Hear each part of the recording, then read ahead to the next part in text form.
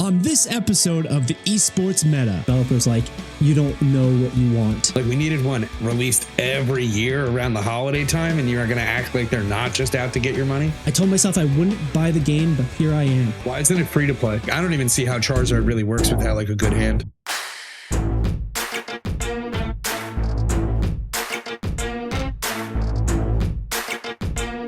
Welcome to the Esports Meta podcast, your place for video game news and competition.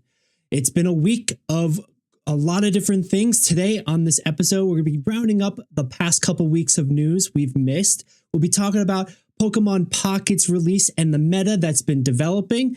And then we're going to just wrap up by reviewing 2024 League of Legends World Finals. What happened, our takeaways, and how we did on our pick'ems. It's been a minute, and we're going to jump back into it. I'm Billy Sims, your host for this evening and this episode, and we're going to be running down all these things in just a second, but I'm going to need to do that with my co-conspirator, my co-host, Nicholas Layton. Nick Layton, how are you doing today? Mike muted, that's how I'm doing. It's been a Mike muted sort of afternoon, evening. This cold fall weather in the Northeast hitting us hard, but how you feeling? How you doing otherwise? Chilling. Absolutely chilling as always. Can't complain. Great, man. Well, it's been a couple weeks since we've done the podcast. We took a couple weeks off for Halloween, etc. But, we're back into it. And today, I guess just to start us off, I wanted to talk about some of the things we've been missing. What have you been playing? What have you been up to? Any news highlights you want to talk about that we've missed over the past couple weeks? I've mostly been playing, we'll say, Baldur's Gate 3, the new Teenage Mutant Ninja Turtles movie, game, and League, as always, every now and then. All right.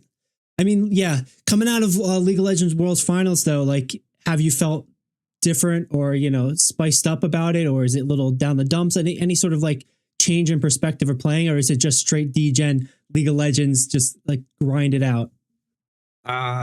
We'll just say degenerate. Just grind it out, I guess. Just grind it out. Just because I like the sound of it. I like the sound of it more than anything else. All right, man. All right. This past couple of weeks, I got to jump in and play the Turtles game with you a bit too. That's fun. We've been doing that on stream a bit. So, it's been a bunch of fun getting to play that game. But the other things that I think we missed and we didn't get to talk about, Pal World announced what they're getting sued by Nintendo for, the patents. We were talking about that through text message, and that was kind of nuts, right? Yeah, it was pretty ridiculous, to be honest. But, that's Nintendo for you.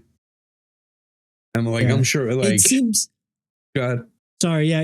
It seems if you're not familiar, the Pal World was a Pokemon Pocket Monster style game where you capture wild animals via a contraption in the shape of a round ball, a sphere. And that seems to be one of the things that Nintendo is suing for, specifically a patent for throwing a mechanical object at an animal or monster of some sort. There was two other patents that were being described as why they're suing. But again, how did they patent something like that generic? And then how is this lawsuit going to hold up or continue? We know Nintendo's probably going to win, but that was interesting to see that article finally say, oh, this is why Nintendo is suing. And this is how, they're going about it, that angle. Yeah, it's the most family oriented company that's just like a real piece of shit. Like, loves sloppy steaks. Like, I don't know. The whole entire thing, like, they literally did the patents this year. It's like, it kind of feels like they filed the patents just to have a lawsuit is really like the way that it feels. But yeah, I don't know. Nintendo's a historically litigious company. They like to seek legal action any way they can. And the business side of it is very protective of their IPs.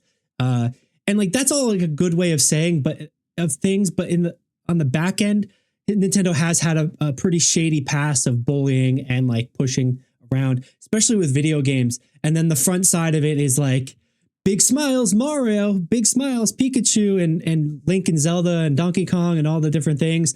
I'm sure, next month when we hear more about the Donkey Kong Land at Universal Japan getting released, there'll be just big grins and smiles and like Yeah. Man, The duality of Nintendo. I want to go to Nintendo World. Like I'll call this company out left and right, but I want to go to Nintendo World. Like it looks like a blast, man. It looks and like I think that might be also their license to do those things with the litigiousness. It's part of the package that they have and do. But otherwise, in the past couple of weeks, news wise, talking about it, Marvel Rivals has announced 2 different characters. We already knew about Psylocke, but they officially announced Moon Knight, and they provided gameplay footage for both. Nick, we're not going to really discuss or go over highlights and break it down. We'll save that for next week and how those characters are going to work and expected to work in that game. But like, have you gotten a chance to watch the highlight plays, the trailers, the gameplay footage of each character?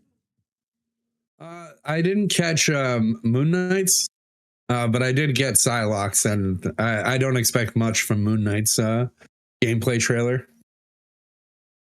Yeah, just initially, he seems like he's another duelist character, they're calling it, but he seems to be really being emphasized as an AoE or cleave. He has a batarang basically that bounces between things. His Ankh will tether people. But yeah, we'll break down that footage next week when we have a bit more time. I'm still pretty, I don't know. I'm still pretty hesitant about Marvel Rivals. It's going to be a lot of fun, but every time I see gameplay footage of people playing it and like playing it like seriously, like with just some sense that they're like playing the game to win, not just fucking around. It always seems like they're marionettes. The way they aim, it's just like all over the place and like just weird puppetry. And so like that's really turned me off from the game. I don't know if that's a third person thing or if it's just the way the aiming works in that hero shooter, but it is what it is, and we'll see how that breaks down and comes out on December 6th. But there is more news with Marvel Rivals. NetEase, I read this on Dextero this week. NetEase was just getting accused or fined, or what is it? Anyway, some of their higher ups in NetEase, the developer or the publisher for Marvel Rivals, just got accused of money laundering, like $150 million or something like that. It's 2 specific execs, I think. Have you gotten a chance to see that? Just how do you feel about something like that? Just 2 of them in the whole entire company. Just 2 of them. I saw a little bit of it, but I didn't really like read more into it. Like NetEase isn't how do I want to like? Do I want to? It's not the best company for just games in general that are like good long running games of quality, right? These are like I want to say like these are the equivalent of like smash and grabs, right? Like most of their games in general. So, I'm not surprised by 2 executives just like smash and grabbing, but to say that it's only 2 people is pretty ballsy for $150 million.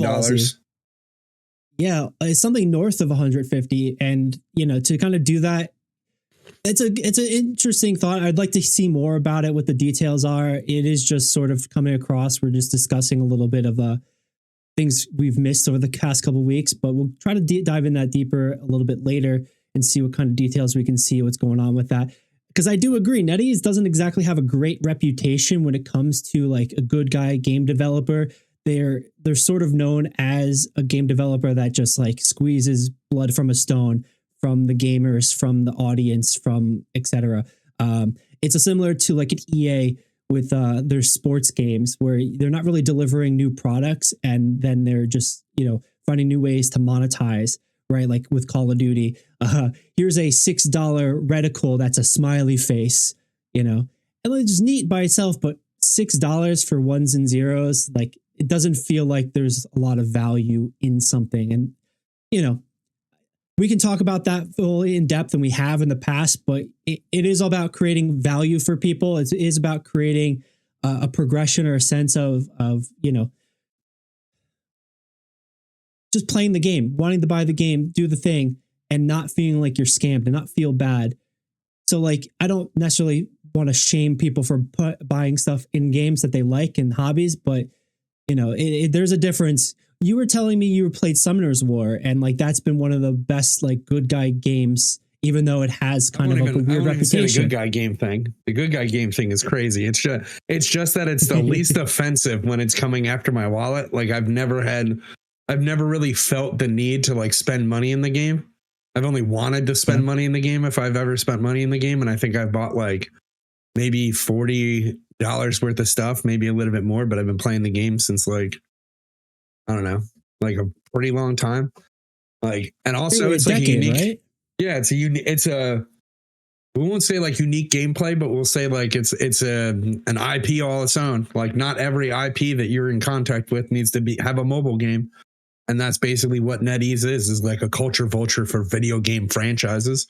But, you know, whatever. I don't really like that company.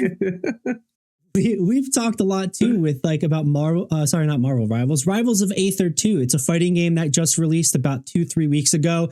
It's a Super Smash Bros. Clone. So it's a platform fighter.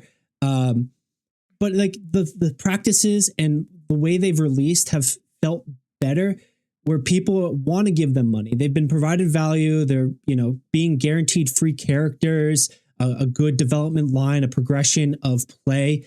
We'll see how that continues because it's still just a new game, but that's so much better than like a Contrary, No Man's Sky. It comes out for $60 and it's not a finished game. Or you get something like CD Projekt Red releasing, what is it? That was Cyberpunk 2067, I think it was. Yeah. And the game was so buggy and glitchy. 2077. It was so buggy and glitchy upon release. How about this? Star Wars, the new Star Wars game, where you get the open world galaxy. It was such a buggy mess that like it instantly got refunded by thousands of people because it's like, I can't play this. So, you know, so talking about like a Summoner's War or even like a Rivals of Aether, it just, you know, compared to NetEase and then the background dealings where if there is some sort of money laundering scam happening, even if it's only two people, you know, if it kind of just characterizes the different kinds of expectations or the systems in games generally in game development in the industry right now. And that's why I can use the term more good guy games, but you're right. Like no matter what, they're still coming from for your wallet. It's just a matter of how much value are they trying to exploit you or et cetera, or are they providing like something that's like, hey, this makes sense.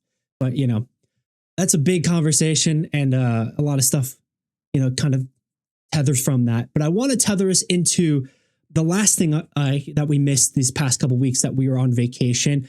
Overwatch 2. It's a game that I love and it's been around forever at this point. They are announcing, or they just launched their 10-year anniversary for the game coming up, and they're doing Overwatch Classic. So Nick, in the past 2 weeks, we've missed it, but they've had a couple developers blogs where they're announcing tests to 5v5 mode, the current game mode that was implemented in Overwatch 2, where it's 1 tank, 2 DPS, 2 healer. And they're going to test out ways they're going to change that format. And then they're also going to test out 6v6 next season, where they're going to bring back the old classic 2-2-2 6v6. And then they're going to try a different format of 6v6. So, you know, why have you on that, Nick? You know, we talk a lot about Overwatch and League of Legends, etc. I'm more of the Overwatch guy. So, and, you know, you're kind of like arm's distance exposed to it. How does that stuff sort of sound to you with like, as far as expectations go? Because 5v5 changes, there's a lot of discussion. There's a lot of drama in that community. We've missed some of the updates for that. And I want to get your thoughts. How are you thinking with the test aspect and the diverse aspects of formats that could possibly be there? Just another company in the clown car, bro. Like it's such a nice change, I guess, for certain people. Like I think I think having 6 players in the 2-2-2 style was something to stick with and not really like change. But you know, that's, you know, my opinion from back then. But I think it's pretty cool overall. But like Blizzard really just joins the clown car of like companies that are just like, they have like no clue. It feels like they have like no clue what they're doing if they go back on their word on this, like all the bullshit that they threw in people's mouths. Like, no, what you guys don't understand is it'll reduce queue times and you guys will love it. And, because they say this all the time, right? Just like when they were like, you guys don't even want to go back to Classic. You don't want to play World of Warcraft Classic. You don't want to do this. You don't want to do that. You don't understand the games that you guys play. And then they, go back on their word after, spending a year and a half just spouting absolute nonsense. Because people were like, damn, I need a 5v5 shooter. And that needs to be Blizzard made. Anyway. Yeah. I remember that BlizzCon specifically where Red Shirt guy goes to the front of the line and he's like an infamous dude for loving World of Warcraft, for loving Blizzard and he asked them, when are you going to do Classic Blizzard? Is there anything on the plate? And I think that was like the moment, like one of the top developers, like, you don't know what you want. They're definitely been eating egg in their face. What's that saying? They've been, they had their foot in their mouth. They've eaten egg, especially recently, the book that came out talking about a lot of the back work and behind the scenes and CEO dealings and what they actually, this and that. So, we kind of see a lot more of what was driving decisions like those, and then what forced them to pivot, etc. But at very least, I agree with you. But the asterisk I would put on that is like, I'm happy to see the way Blizzard's kind of doing it now, mostly, not all of it, where they are more like open to what players want. Because that's the whole point, right? Like you play games because the players want to play games. You build games because players are going to play them, kind of stuff. Like, it's not for developers. I'm going to make this song because I want to hear it. Yeah. But then I also want to share it with a bunch of people, kind of thing. Like, that's the same with like a video game. So like in that way, I'm open for Blizzard or any other companies going, hey, that was poor behavior on us, or we shouldn't have done that. And then coming back, because Nick, you might like this, but right now, because of an anniversary event they're having, they introduced 6v6 in Overwatch Classic. For the next 3 weeks, they're going to be having different game modes based on the different moments of Overwatch's life. So currently this week, it's full Overwatch 1 Classic, 2 CP maps. Are you okay there, man? Your screen's been flashing around a bit. It's giving me a little shell shock. Lighting is going crazy right now. But anyway, audio is perfect. Yeah. Video is perfect. So continue. All right. Yeah. So this week they're going back full stop to original Overwatch. No limits. You can pick the same hero, all 6. So get ready for a 6v6 Winston comp. That was one that won some of the first tournaments. 5 Winston and 1 Zenyatta, I think. And this week it's going to be Torb with the old turret style, throwing armor packs, all the old Bastion stuff. So real classic Overwatch. Next week, they're talking and hinting at Moth meta. So I think it's going to be very dive heavy, open queue kind of. You can pick one of each hero, but it can be 5 DPS and 1 tank or 1 healer, which we'll see how that goes. And then the last week, they alluded to GOATS meta, where it was 3 tanks, 3 healers. I love this, but it's going to be a shit show. People are going to finally learn and realize, and I do feel like that's a little bit of a secret developer way to bring people up to speed, because since Overwatch 2 launched, basically since Overwatch went free to play, there's been so many more players to start playing the game, new players who didn't get to experience all those moments, etc. So it's a good way to expose them to that, see how it changes, see how player development might affect the moment. Like 10 years ago, it was affected differently than this week, perhaps. But Nick, how are you feeling about that? Just as the final wrap up on the Overwatch and the news stuff, 6v6 Classic and the Classic event happening with that over there. I don't know how to feel about it. Like, if you want to piss off people who you wanted to bring into Overwatch, bring them in and have them experience the GOATS meta. like just in general, like, have them experience just playing a DPS in that. Like, no, thank you. That was a thing, man. That wasn't a DPS meta. And, famously, that's the quote unquote problem with queue times, that everybody queues up DPS and nobody queues up tank. So you're forcing a lot of DPS players to play tank because that's the strongest thing in the game. Maybe give out skins every day for people who play tank. I don't know what to tell. I do like Don't make them pay for stuff. If you play tank, I swear to God, Blizzard will give you all your stuff. That's the way it should be. Like, please try other things. It's it's just another symptom of people liking to play their shit and not liking to play the game. They probably, like most DPS people, probably don't even like Overwatch. They just like the cool shit that they do with their character, and they just want to play. Just is the problem they didn't make PvE, dude. Like, it's like a PvE players, man.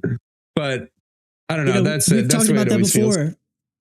We've talked about that before. One of the quotes being, people like to play the game inside the game, and it's not even like there's a meta version of that. Like, we're the esports meta. We like to talk about that stuff, but it just seems like, we talk about this with Magic. They want to play solitaire instead of, the game. They want to, DPS players want to play the DPS heroes because inside the game, they don't want to play the game and win the game. They want to just play their character and do cool shit on that.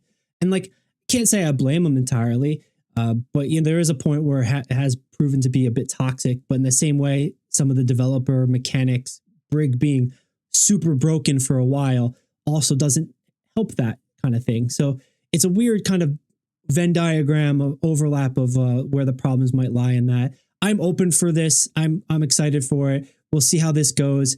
I'm open for the test of the other things. See if people actually want it. If there's good play test, good response. If there's some vitriol in response where it's like, hey, no, we actually don't like this, or this is why I like it. That's the important part. So I'd love to see more developers do stuff like this and get into, response in players. So Nick, that kind of wraps up the news stuff that I had for us. Did you have anything else, or can I bring us into some of our main subjects today? You can bring us into the main subjects because I gave you all my news already. All right. Well, thanks for joining me today, Nick. And thank you for watching. If you are, we're the Esports Meta. My name is Billy. We go live here on Twitch, YouTube, Facebook, LinkedIn, all the social media platforms that we can every Tuesday at 7 p.m. Eastern Standard Time. We are a podcast about video games, news, highlights, and competition. We love talking about competitive games, but we also like to mess around and play some other stuff. We're all about that Mario Party game every so often. So if you like that too, hit us up everywhere, social media, Instagram, TikTok, Twitter, X, Threads, all of basically. We're at the Esports Meta. Hit us a subscribe, a follow. It's free for you guys, and it really helps us out. And you can check us out in clips in the aftermath kind of stuff. Just see little portions of it via our YouTube channel. We are also a part of Sports Fluent, so you can check us out there amongst all the Sports Fluent family.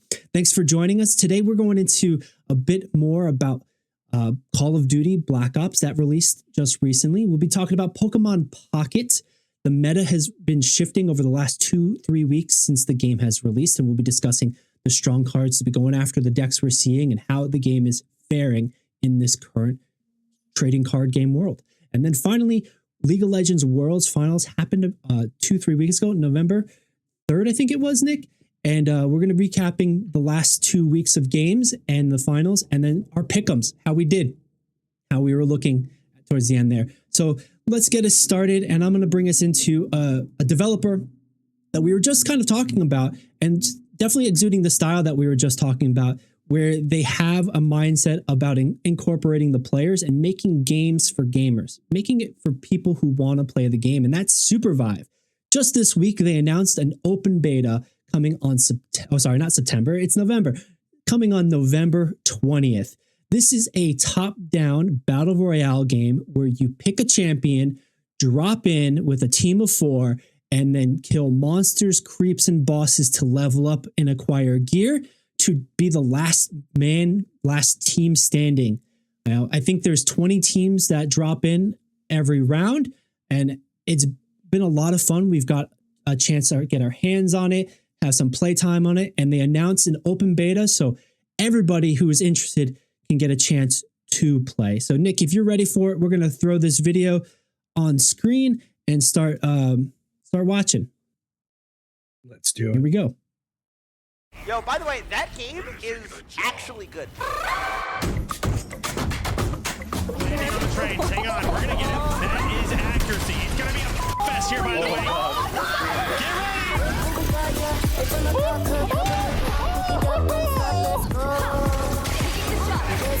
Oh my God. Welcome to the club, we're shaking it up. Shutting our stuff, yo, la la la la. My turn. I'm in it! It's done. I'm not sponsored. It's done, guys. There's somebody really low here. Coming in high. 3, 2, 1. Go.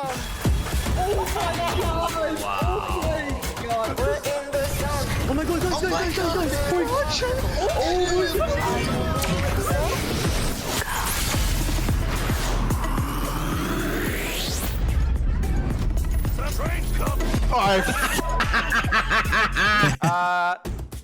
Love it. All right. So November 20th, open beta. Anybody who's interested is going to get a chance to play it. The game has looked fantastic. It's felt fantastic. Not everybody is going to love it, and that's okay. This is definitely something that I could see a lot of MOBA players as well as shooter players playing. It has a nice fusion vibe to it where it is top down like a MOBA. There is a lot of skill shots and aiming involved. The movement feels good. I know one of your criticism, Nick, was the map and how it could feel a little clunky at time in the beta, in the alpha. And that's something we'd like to see kind of being changed. With that, kind of transitioning to your thoughts, how are you feeling about the open beta? What would you like to see kind of be changed and updated here, or what you're excited about, or what are you least excited about? I'm hoping that it has something that's like a little bit different from battle royales, like on release, like some type of, like the train is interesting, but it's just Apex for the most part for me. Like Apex already had a map that had a train that went around. Whether or not some other battle royale did it, I'm not sure. So it's not like the train isn't like the craziest thing for me. So I would like, I don't know, something. Huge dragon comes out or some shit. Like I don't know, like just something a little bit different to like pull me into the game. I think maybe that's something that they could add later, like the dragons. I do know they have more legendary monsters or vaults. That's another side note. You can find basically and unlock a vault filled with legendary gear or rare gear. It does require like a little bit of like, it's not a puzzle, but you do require some setup and teamwork to make it happen. So it could be oriented to a team objective. But, you know, kind of to that as well, Nick, what are your thoughts on the map having so many like cliffs or drop zones that you get knocked down on? Does that diversify enough in the battle royale sense? Because usually, largely, Apex and Fortnite are one solid map with maybe holes in it where you can fall, etc. Not like rivers of just canyons where you get clipped and knocked down. It seems that this game makes it a point that you glide. If you get hit while you're gliding, you're just, you know, you're Goomba stomped. You're down and out. It's just a little bit more value on like your route, I guess, like where you're going, but like it doesn't feel any different from like Apex as far as like positioning and stuff is concerned. You know, it's movement through the map. Like you should know that like if you're gonna try to be Pathfinder and swing, you know, Laffy Taffy on top of a building and get knocked, like your team can't get up there and you're fucked anyway. Like, so like it's like stuff like that. So it's a lot of it is already, even with the vaults and stuff like that. Like it, not to say that like they're ripping off like Apex. Like again, I don't play too many battle royales. Like I've only played like less than 10. But Apex has vaults, or it did, you know, filled with legendary loot and stuff like that. So it's not, the game is awesome. The game's fluid. The value of all the information on the screen is great. You can see everything pretty clearly. Overall, the colors are great. Colorblind people probably have fine time with it. But, you know, that's a different story. As a partially colorblind person, it was fantastic for me to see, where some of these other games, they get to like a muddied mess of colors for me. Everything's brown and pink and I can't. But yeah. Yeah, no, that's the great stuff, man. I do appreciate that feedback and the honesty with it. And like, I'm sure like they do too, because that's what a lot of this open beta stuff is for, getting more hands on deck, getting more people involved, getting more thoughts and stuff. We just saw a clip of streamers essentially playing the game. It was like 9 out of 10 league streamers. It's like exactly. They're all league streamers for the most part that I can tell. You know, Tyler won here just immediately off the bat as one of the largest league streamers. I know I've saw a lot of Overwatch streamers play in the past. I believe they've pretty much just opened this up initially to streamers and like a private game testing server. But as they've, you know, there's Timmy. Timmy's an Apex streamer, mostly, I believe. But, you know, I think they're opening up to more general public and they're seeing how the general vibe would be. This is a game that's going to appeal to more battle royale, I think, first and foremost. Apex, Fortnite, PUBG maybe. But I do feel like the top-down aspect, MOBA, is going to pull some League of Legends, Dota players. The shooter, the fast-paced characters, and the differentiation of builds and heroes are going to pull a lot of the Overwatch and maybe Valorant players. I think this is a game that has something for everybody, and I'm excited for it. Would definitely love to see more get hands on it. So we'd like to see if you would also like to play this game. If you're going to play this game, if you are, go wishlist it now on Steam. I know I'm gonna. We'll see on there. We'll probably stream the game a little bit, but let us know. What are your thoughts? Are you excited for Supervive? Are you excited for open beta November 20th? Let us know in the comments. Hit us up on our social media, all those things, because we want to know what your thoughts are. Are you going to play this game? But for now, we're going to be moving on into our next game and a little bit another announcement / recap. So Nick, are you ready to talk about Call of Duty and Black Ops 6? Always. I'm always thrilled to talk about Call of Duty. All right. So let's get right into it then. Bring up the screen. Call of Duty Black Ops 6 released, October 25th. So about 3 weeks ago. Its price point at $70, 70, which has been a shift in video games, bumping that $10 up, right? This has been released by Treyarch, and it's kind of released to mixed reviews. Overall, it's got campaign, multiplayer, zombies, exactly what you would expect from Call of Duty.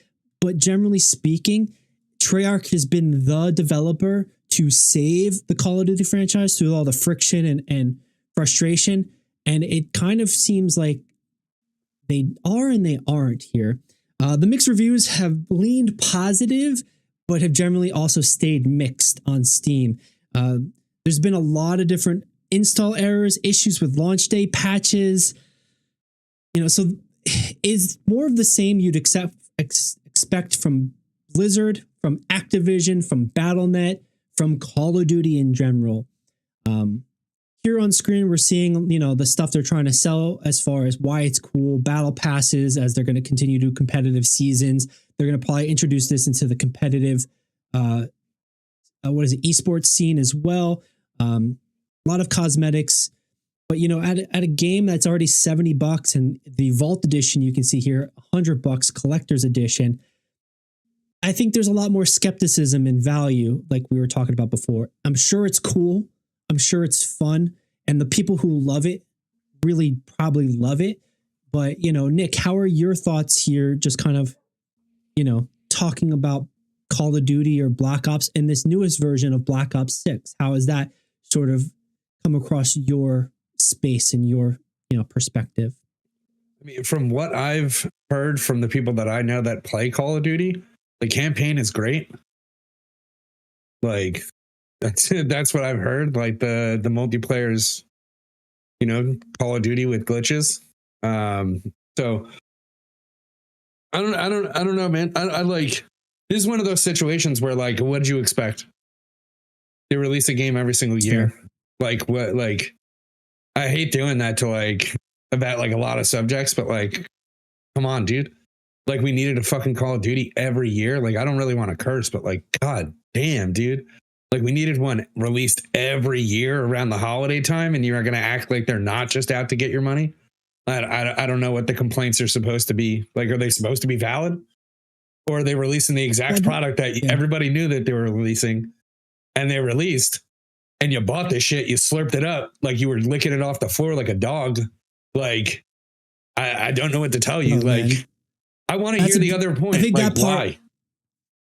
That part might be a bit harsh, but you know, I can empathize when you like a game, when you like a thing, you want more of it. But there comes a point where it's like watered down and just delivering you slop.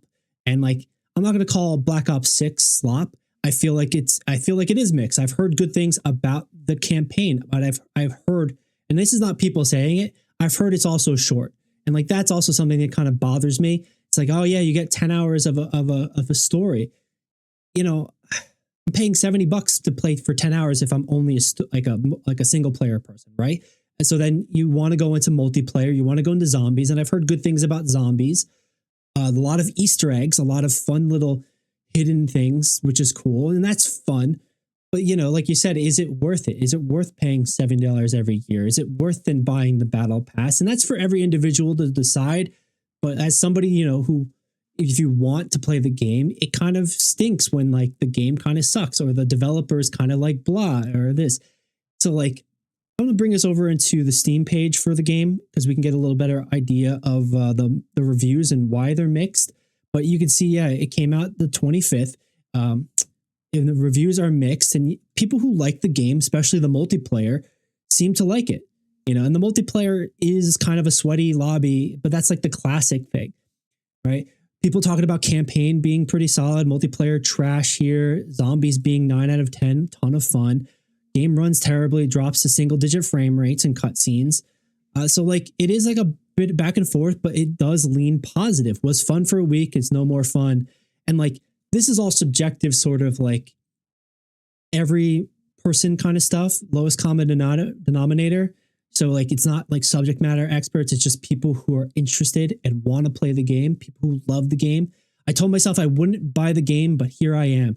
I gave in, so here's a rundown. And that's kind of the point that you're saying too. And it seems felt, it seems seen, and it kind of puts it like an interesting perspective for games like Call of Duty or like Madden or 2K or even possibly like the Pokemon series, where it's like they've got a new Pokemon and it's been the same game all the time. Like you want to love it for what it is, but then you kind of hate it for what it is too.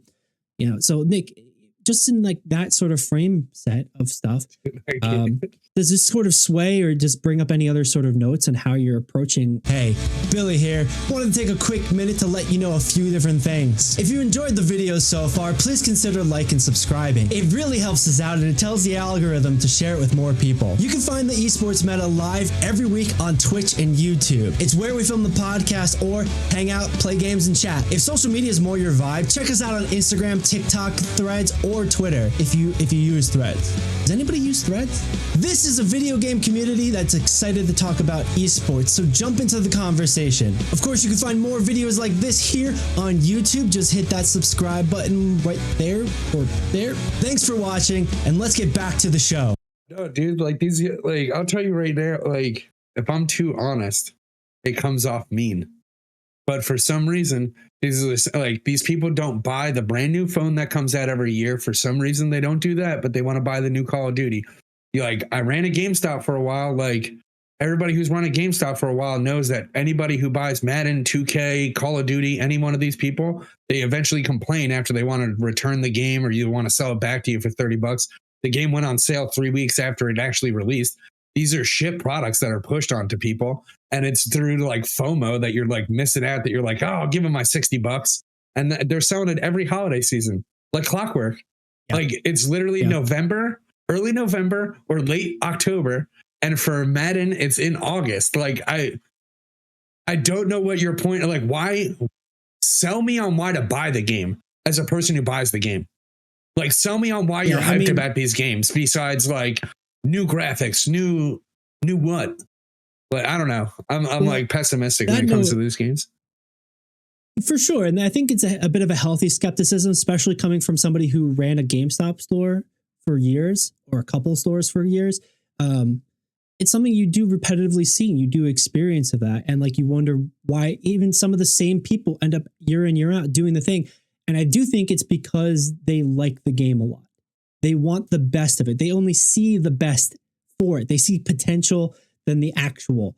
Maybe the best thing to take away here, if any of those people are watching or anybody else, maybe wait until after you get that Christmas money to buy the game, because that moment it's going to go on sale. It's going to sell for full price now, and I guarantee January 1st it's going to be $30-$50, $20 off, $30 off, right? Black Friday, it's probably going to be $40. Like I'm saying, like it's literally in like 2 weeks. Like this is like really silly stuff. They're not really. They're like I don't know. Like they just released a mobile. They're releasing a mobile game, or they released a mobile game this year already. Like Call of Duty Mobile. 2 years ago they released a mobile game that made over like $1 billion. Like this is a clown fiesta. It's a full clown car. People trying to rob you of your money and like telling you it's a good game. Like. The campaign is short from what Billy said, right? I didn't hear that from anybody that it was short, but maybe they just didn't finish the campaign.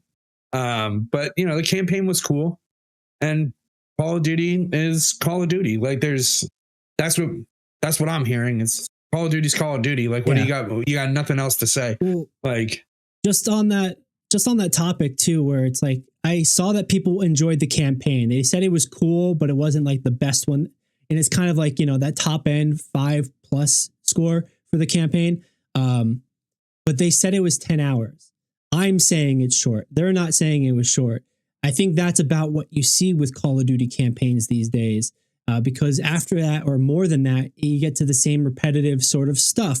And you're not doing those crazy Fast and Furious driving a car off a helicopter into a building, a skyscraper kind of thing moments. They can only do so many of those. And like, if you go longer than 10 hours, it's harder to do that. That's what I'm saying. I grew up on games that were 20 to plus hours, and like JRPGs, Japanese role-playing games, those were the ones that were 60 to 100 hours to beat, where you had to grind in between story points. So like, even then I wasn't the most hardcore, etc.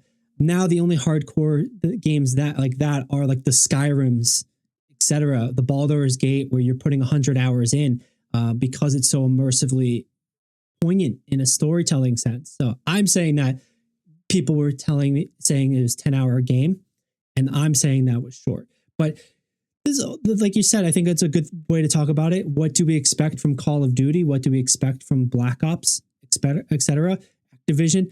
The book just came out talking about how they wanted to mechanize the release schedule for Call of Duty, where it was, let's get more development studios and just turn it out so it's like make more games. And that's kind of what Call of Duty is. Every year is a new game by a different studio, and they cycle through 3 or 5 studios to put out these games, and you kind of get a 6 out of 10 game every time, and you don't really get a 10 out of 10 game. I know Assassin's Creed was also doing that a bunch for a while.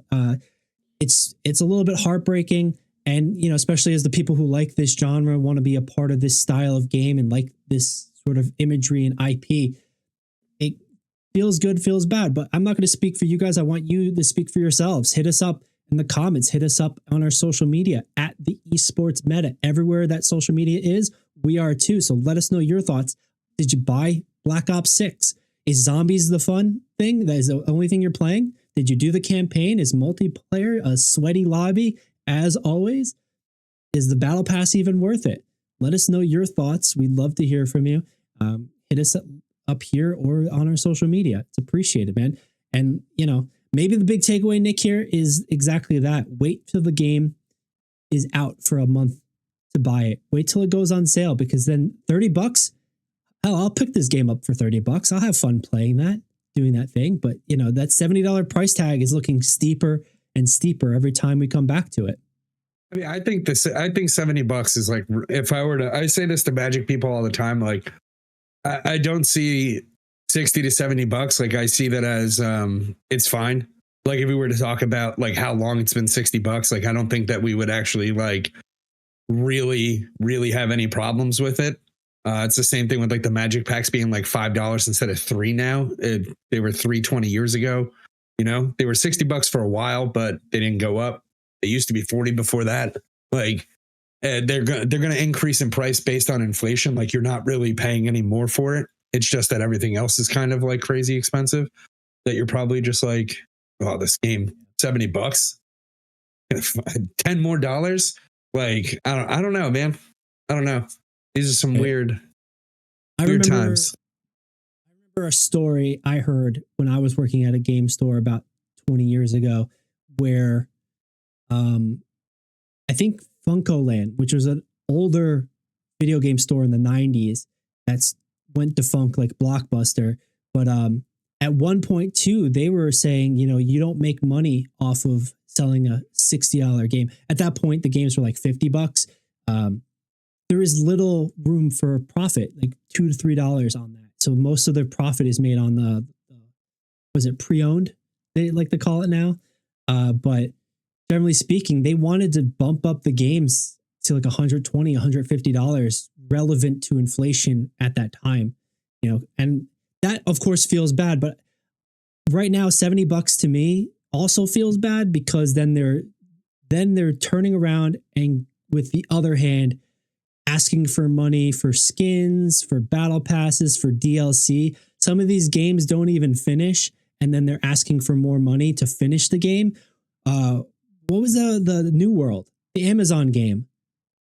They want the DLC that's going to finally complete the game 2-3 years later, and they want you to pay what, $40 for the DLC if you own the original, and I think $70 for the full package now. Like, it's stuff like that then the $70 feels really bad. It's like, yeah, you buy it for $70 now, but then a month later you got to spend another $20. But yeah, man, unless you have any other thoughts, I think we could circle talk on this. It's something that definitely is pretty inflammatory across video game culture because the industry has gone in such a way for so long.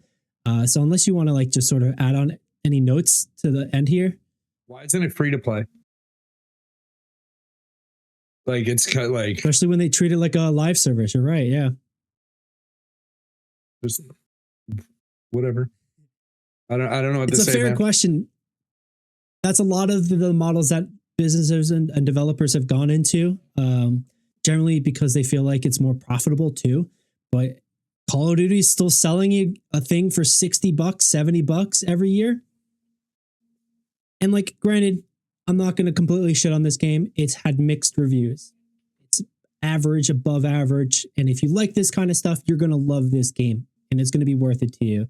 But it's still, maybe the takeaway is we wait a month or two until it's on sale, make it cheaper. But anyway, let's pivot into another topic, Nick. Nick, I know you're the card game guy here, usually talking about Magic the Gathering, but today we're going to be talking about Pokemon Pocket TCG. It's a new app that released on October 30th. It launched. It had a month of soft launch in New Zealand specifically, and then it officially worldwide released on October 30th.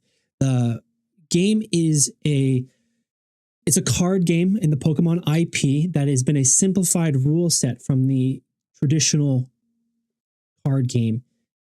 You have decks of 20 cards that you build, and it's first to 3 points. Every Pokemon you knock out is worth 1 point, except for EX Pokemon. It's a powered up version of a Pokemon card where they're worth 2 points, and it'll say that they're worth 2 points. You get 3 Pokemon on the bench in the 20 card deck. First to 3 points wins. Nick, have you gotten a chance to play it? How has your been thoughts, if you have, or have you seen anything about it? I've played it probably since it released. Like I try to play it like a little bit every day to get like the packs. I just let my kid open packs.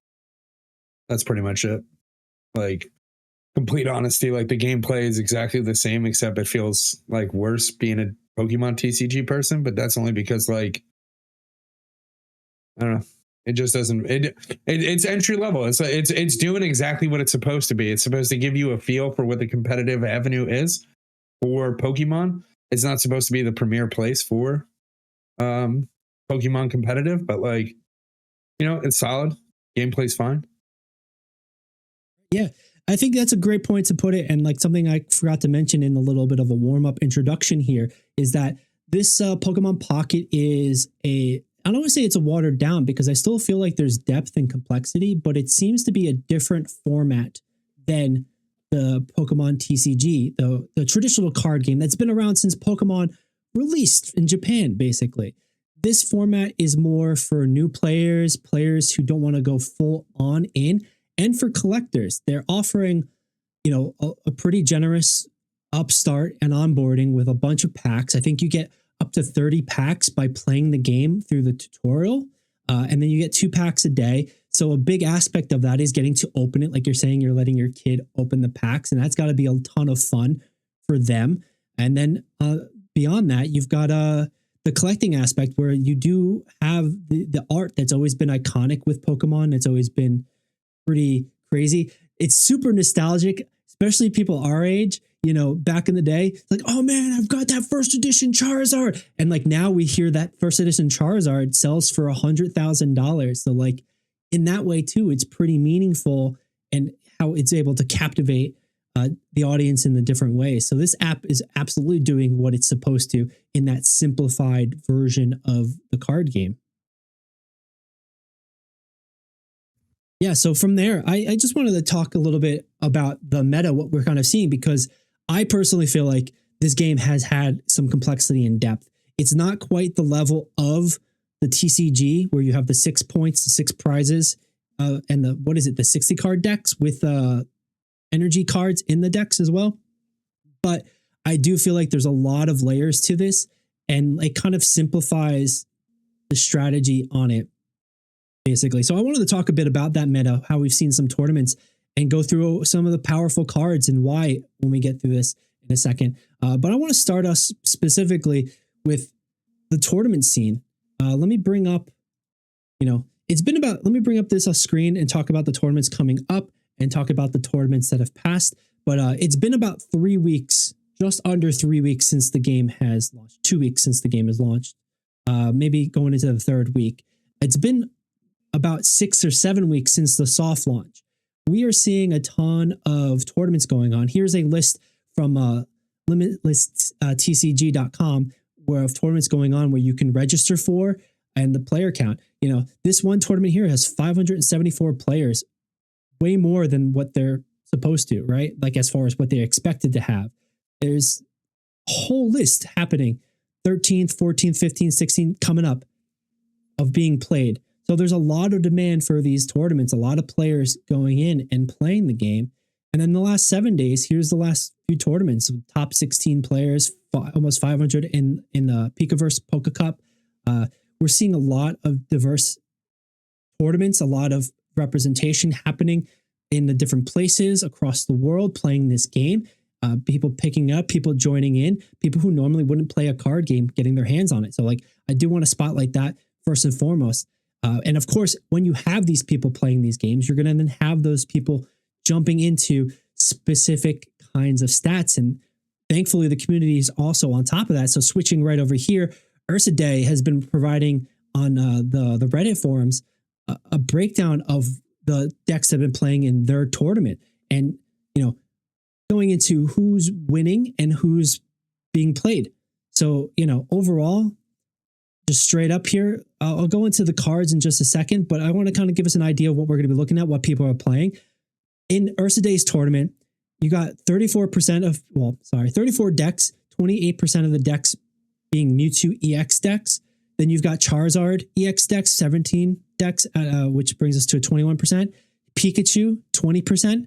So a pretty heavy distribution to those 3 cards, which are the 3 main stage cards of this current set. And then you see a lot of different, versatility, diversity in decks and styles being played here. Probably because people are trying to figure out the meta. I believe looking at last week's numbers, Pikachu deck was super duper successful and had nearly a 30% representation play rate or something like that. So 1 out of every 3 decks was Pikachu. And, we're kind of seeing how that's evolving and then how people are trying to counter that. I want to scroll down into just Ursaday's top 8 deck.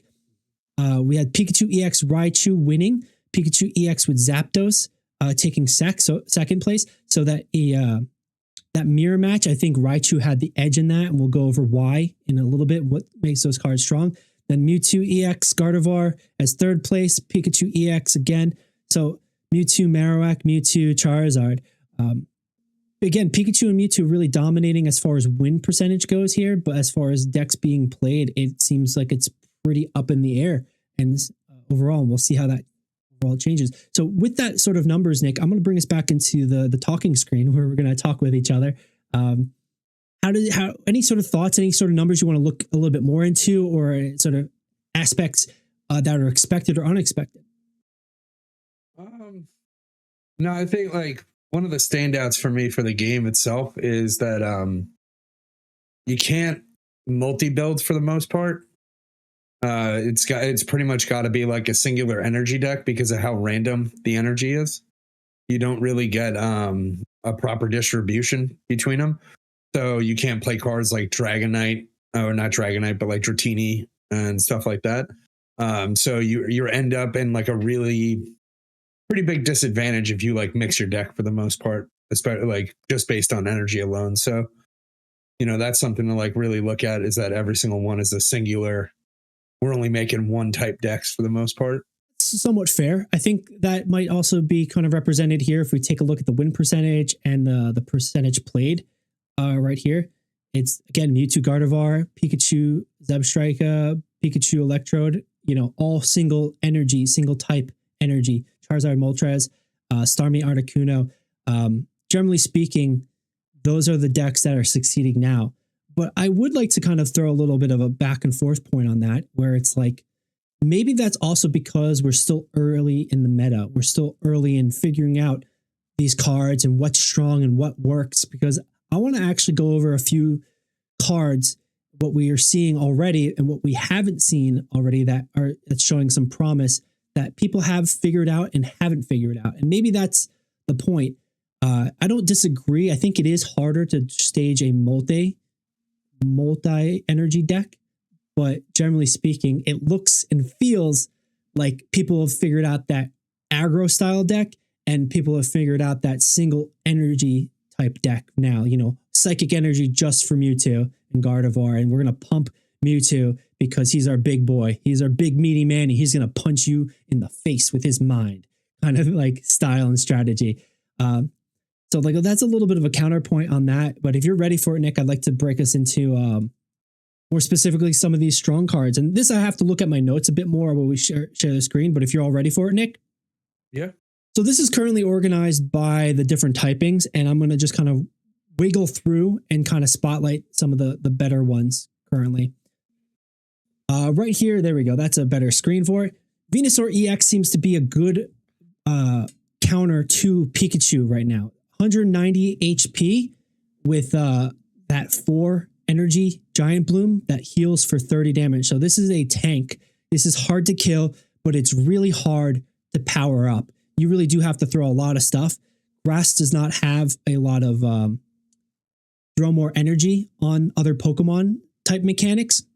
Lilligant is the only other Pokemon that does that, and that's like super vulnerable, super weak to speed up.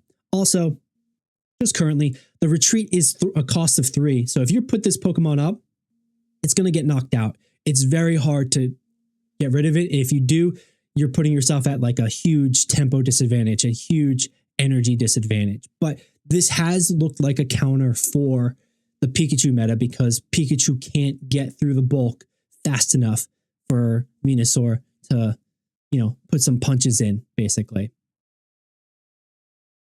Nick, I'm going to kind of keep going here, but I want you to just stop me when you do see something, ask about something. Because as I'm moving through, another interesting card here is Victory Bell. I don't think this is one that's been really fully added, but it has an interesting play mechanic, the ability mechanic. It's 140 HP. It's only 2 energy, 1 green, 1 colorless for 60 damage with a retreat of 2. So it's kind of that middle ground of it can take a hit, but not too many. It can go in. You might be able to take it out, but whatever. But the ability is if this Pokemon is in the active spot, once during your turn, you may switch one of your opponent's benched Pokemon into the active spot.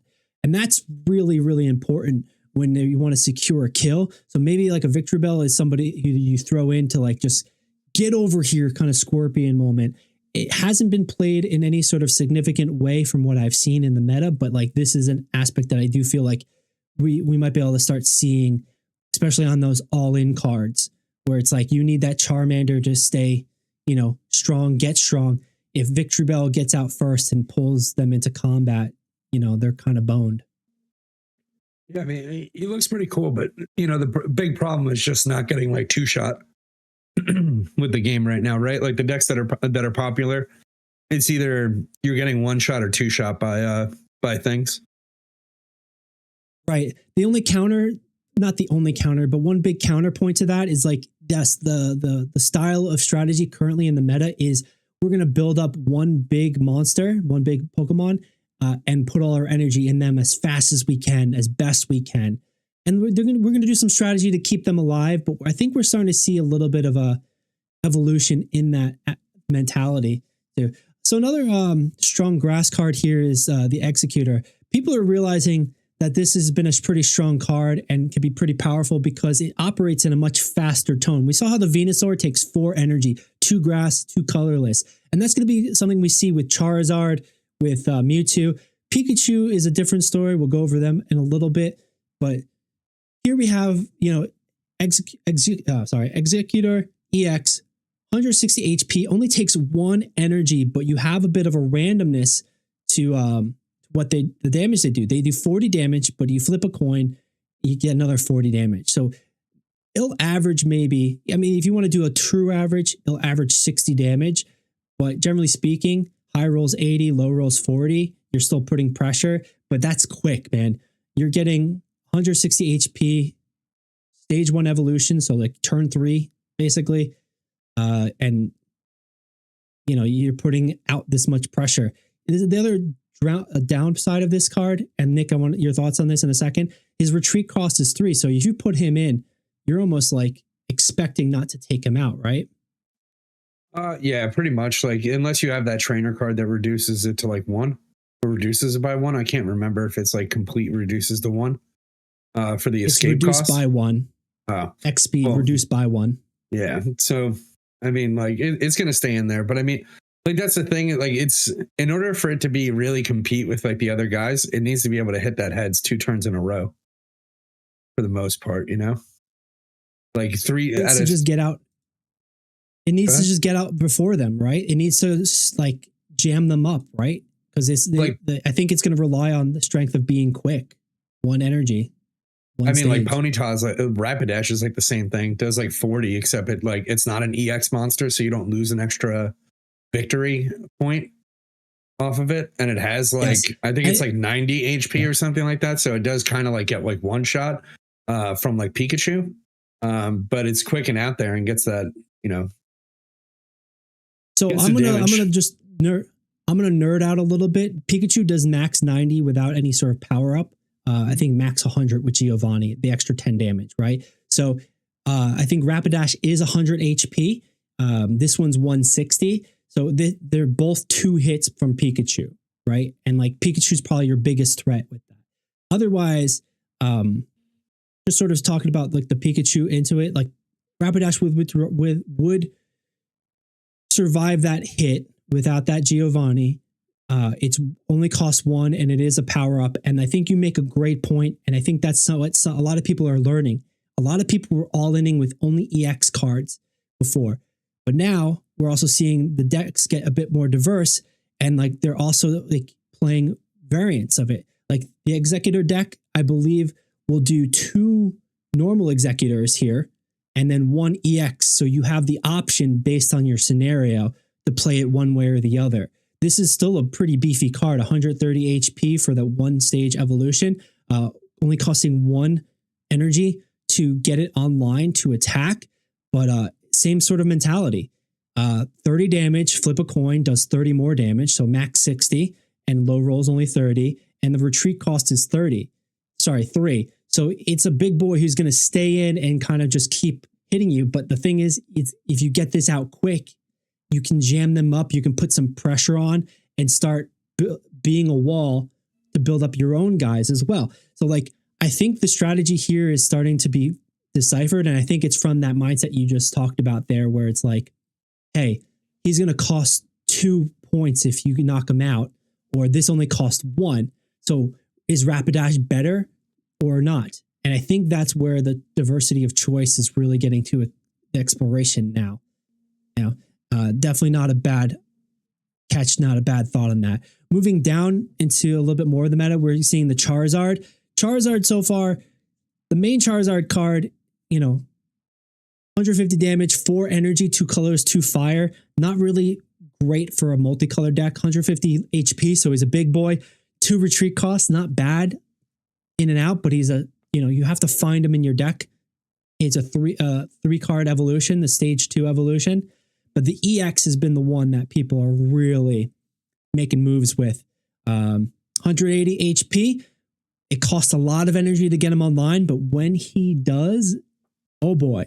You can see here, discard 2 energy from Crimson Storm. So basically, if you want to put 5 or more energy on Charizard EX before they're ready, and then you can swing twice. And with EX Pokemon, all you need to do is swing twice. 2 points per hit, per kill, right?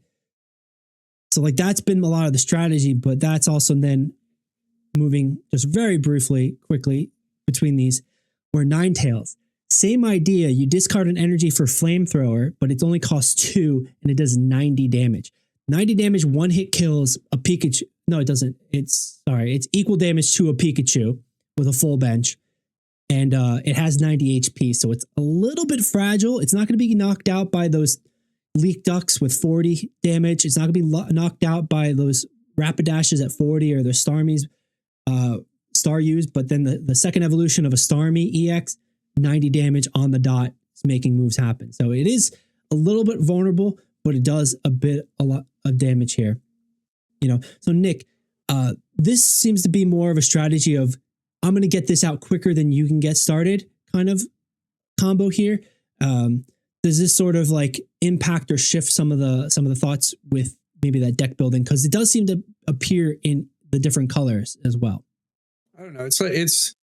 There's like one thing about this game is it's very, I personally think that like once you lose your first Pokemon, you probably know if you're going to lose the game or not. Like it's pretty much if you're too far behind, and that's literally just one Pokemon in this case, because there's no way to like really ramp up your energy except in like certain abilities. There's one trainer card from Misty that'll allow you to get something up on like the water Pokemon. But let's say you do get this one out first, right? You dealt 90 damage. Cool. Pikachu's at 30. Now you have to kill the Pikachu and hope that they don't have like Magneton or something. I don't know, Zapdos or something like in the background, right? Zapdos. So it basically like, this comes out, gets one shot, but if they tank their first Mon and they don't let their Pikachu get hit, they don't let their guy that they're going to get hit, they just throw out something and just die in the active slot, then I really don't see much really competition except for those top couple decks, like I don't even see how Charizard really works without like a good hand, to be honest. That's like every 6 turns you kill something. That doesn't seem good to me. Like overall, like unless you have like a god tier hand. Yeah. I'll go into that stuff specifically. I want to switch us into talking mode a little bit because there's a point you're making. And I think what you're talking about is absolutely correct. This game can feel very deterministic. So a lot of the small sequencing things you do early in the game really make the difference for later on in the match. How much energy you're spending, where you're spending that energy. Sometimes it's just down to what your hand is dealt to you. And like, that's just card games in general, that aspect. So like, that's, you take it or leave it kind of thing. But I think the early game ends up being really important. And I think those who don't know all the intricacies of this get lost in that deterministic aspect where it's already decided, because in a lot of ways, it already is. I do this, you do that. And it feels like chess in that way. Chess is much more complicated and it provides all the information on the board for you at any given moment. This one, there's cards that are blinded to you, information that's blinded to you on the opponent's hand, etc. You don't know what you're going to be getting if you're going to get the thing you want or need. So that it's different in that way. But I think that sequencing of, okay, like you said, I'm going to attack the Pikachu for 90. They're going to attack me for 90. I go down and then my next guy needs to be able to do 30 to get him out. So like right there, that sequencing is kind of like, okay, I'm going to sacrifice my rook and then I'm going to bring in and kill him with my pawn or kill him with my my knight. I think that aspect feels similar to like something like chess. And I think that's ultimately what the strategy of Pokemon Pocket TCG is and can be at its best. But moving back into the cards, man, unless you want to add something to that, all ears for you if you do. No, I was, like, if anything, I was going to say like this feels worse for anybody going first. Like I feel like going first in this game is like pretty rough. in general. And that's because of the fact that there's not one Pokemon out there that can literally like stage 2 evolution plus deal one, like a good amount of damage off of one energy. So like if they put their Pikachu out on and they're second to go, they get to hit you for 90 first if they have like a decent hand versus you hitting them for like 20. Well, so on that, Pikachu takes 2 energy, and like I want to just to your point, it feels bad going first. You get energy advantage on when you go second. So if you go second, you get the first energy, so therefore you have energy advantage. If you have Pikachu who requires 2 energy, you can attack first because you're going to get 2 energy first. So like to your point, that makes sense, right? So that means that whoever goes first gets evolution advantage.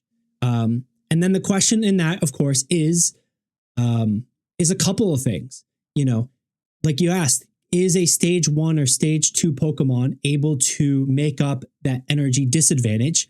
Are they able to withstand and then make a meaningful contribution to the match, or just put you at a deficit, even more of a deficit? But that's where I want to go back into the cards and kind of we'll jump back because I have a couple things I want to talk about. But Articuno EX, you mentioned Misty. Misty is a trainer card that if you play it, you flip heads, you get water energy. Now, for every consecutive heads you flip, you get a water energy. If you go first, you put out Articuno EX. Generally, you'll put out this one, not the basic one. And you put out a Misty. There is a deck based around 2 Articuno EXs and 18 trainer cards. And basically, you're fishing for Misty as soon as possible to power this thing up and get lucky. But it's such a crapshoot because Misty is, you need 3 energy here, right there. Okay, that's 50-50, 25. That is like a 12% chance that it's going to go your way. And like that is generous of me saying that, because a lot of times it won't. And most of the time it'll barely get 1 or 2. But either way, it's energy towards your case into the thing, blah, blah, blah. And people have found some viability where this is like an A-tier deck where they just need to get lucky. If not, go again. And like it's kind of worked in that way. So like to your point about getting a strong Pokemon out there first with you're not getting that energy, that's a way people have circumvented that aspect. Another place, and I'm going to scroll down, so I apologize if the screen is going to be a little bit wonky. I want to bring us into some of the colorless cards because you're right. I think that how do I play a card that fits my deck and then can do energy quickly, can do power up quickly when I start first and I don't have the energy to play. And I want to just look at Raticate here, first and foremost. 80 HP, 40 damage, bite. It's a stage 1. It's not one of the strongest ones, but there you go. 1 cost retreat. Fearow is another one with an ability on it. Drill Run, it's cost 2 energy, 100 HP, but flip a coin. If heads, they discard energy from your opponent's active Pokemon. So this thing is beefy enough to withstand a hit and then maybe create value by removing energy. And like you're playing for that chance, that risk. So that's, a little bit of that value. But like this is a pretty viable card that I don't think a lot of people have cracked fully yet. And then I want to really go to the stars down here. Where is it? Farfetch'd, my dude. Farfetch'd is like the colorless card to your point. Maybe like some of these decks or some bad hands you get. 60 HP, 1 energy, any color, does 40 damage. 1 cost retreat. So right there, you're putting the most amount of single energy damage onto a opponent pressure immediately. And you can start creating opportunities for knockouts later on from this easy to start up Pokemon. Another strategy you can go with, that we're kind of seeing a lot, Kangaskhan. 100 HP, so it's a little bit beefy, can take a hit or 2 from the biggest Pokemon or medium-sized Pokemon. 1 energy damage, high risk, high reward. Flip 2 coins for each head, it does 30 damage. So you have a variance of 0 to 60, averaging about 30 damage, but also a high retreat cost. So just to your point of, it might feel bad.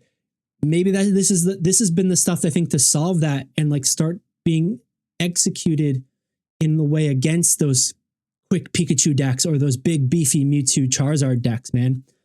I mean, I've kind of said a lot, and I want to kind of let it simmer a little bit. But yeah, what are your thoughts, man? I mean, the specific reason why I think the Mewtwo deck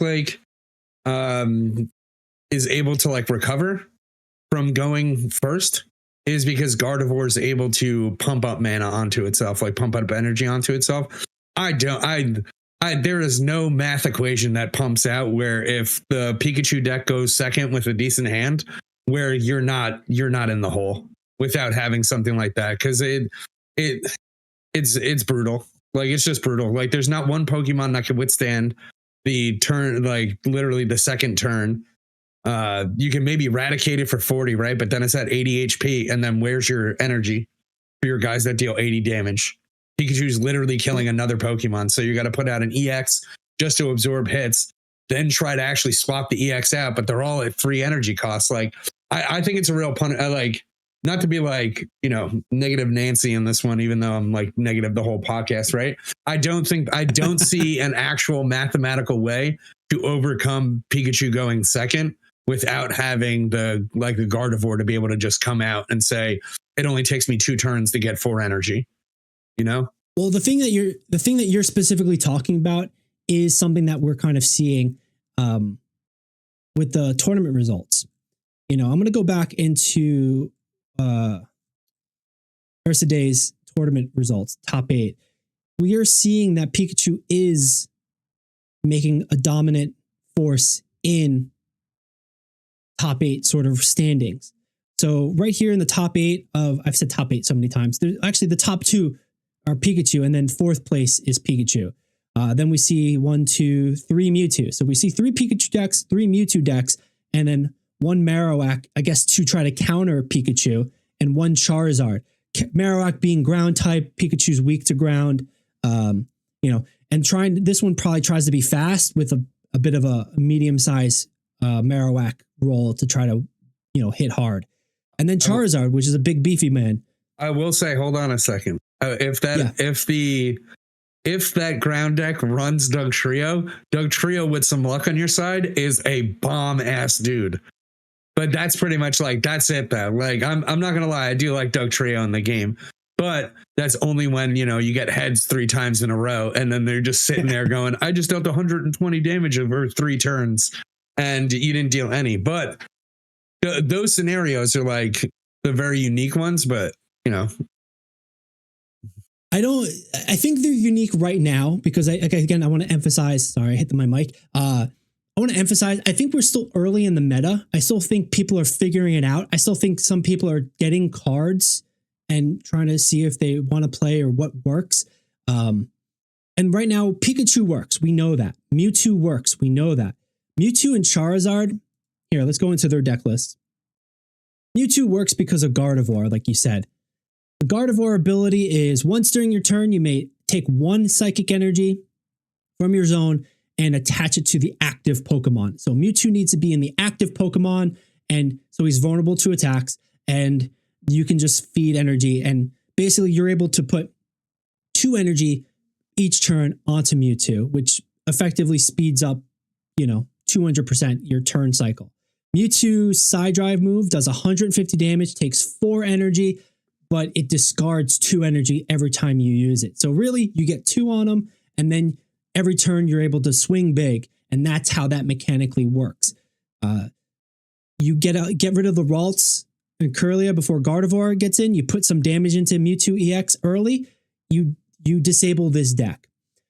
Charizard's a similar concept, except Charizard hits for 200 damage and discards 2 fire energy every time they do it, and Moltres needs to be the active Pokemon and takes 1 energy to do it, and then you can flip coins. So that's how Charizard gets powered up, and it's the same idea. You put all your energy into 1 beefy boy and then go boom. And that's not a bad idea because it's working right now. But I also think that people are figuring out or haven't figured out how to beat that yet because this was figured out quick. This problem was solved, especially with Pikachu. Moving into the Pikachu deck.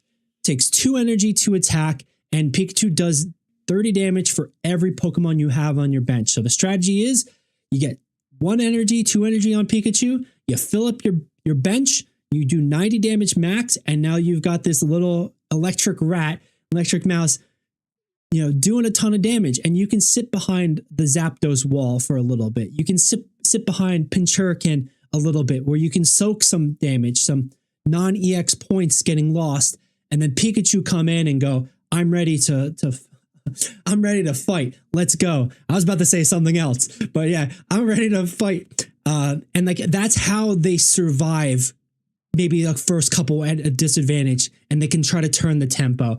And we're seeing Pikachu's able to do that the most consistently right now, because Pikachu's the one winning the tournaments right now. Mewtwo's giving it a run for the money. Charizard's up there too. But I'm optimistic. I think that's the beginning of this meta. I think that's where it's just starting, because like you said, Dugtrio is a really cool card that we're going to see more stuff come from. I think right now, because Pikachu's so popular, we're going to start seeing Machamp EX come in. Maybe not even EX Machamp come in. Promo Mankey has made a couple runs and trying to. It's a new card that they've already had an event, and they've already released some special cards. And one of the special card had a different ability. It was Promo Mankey.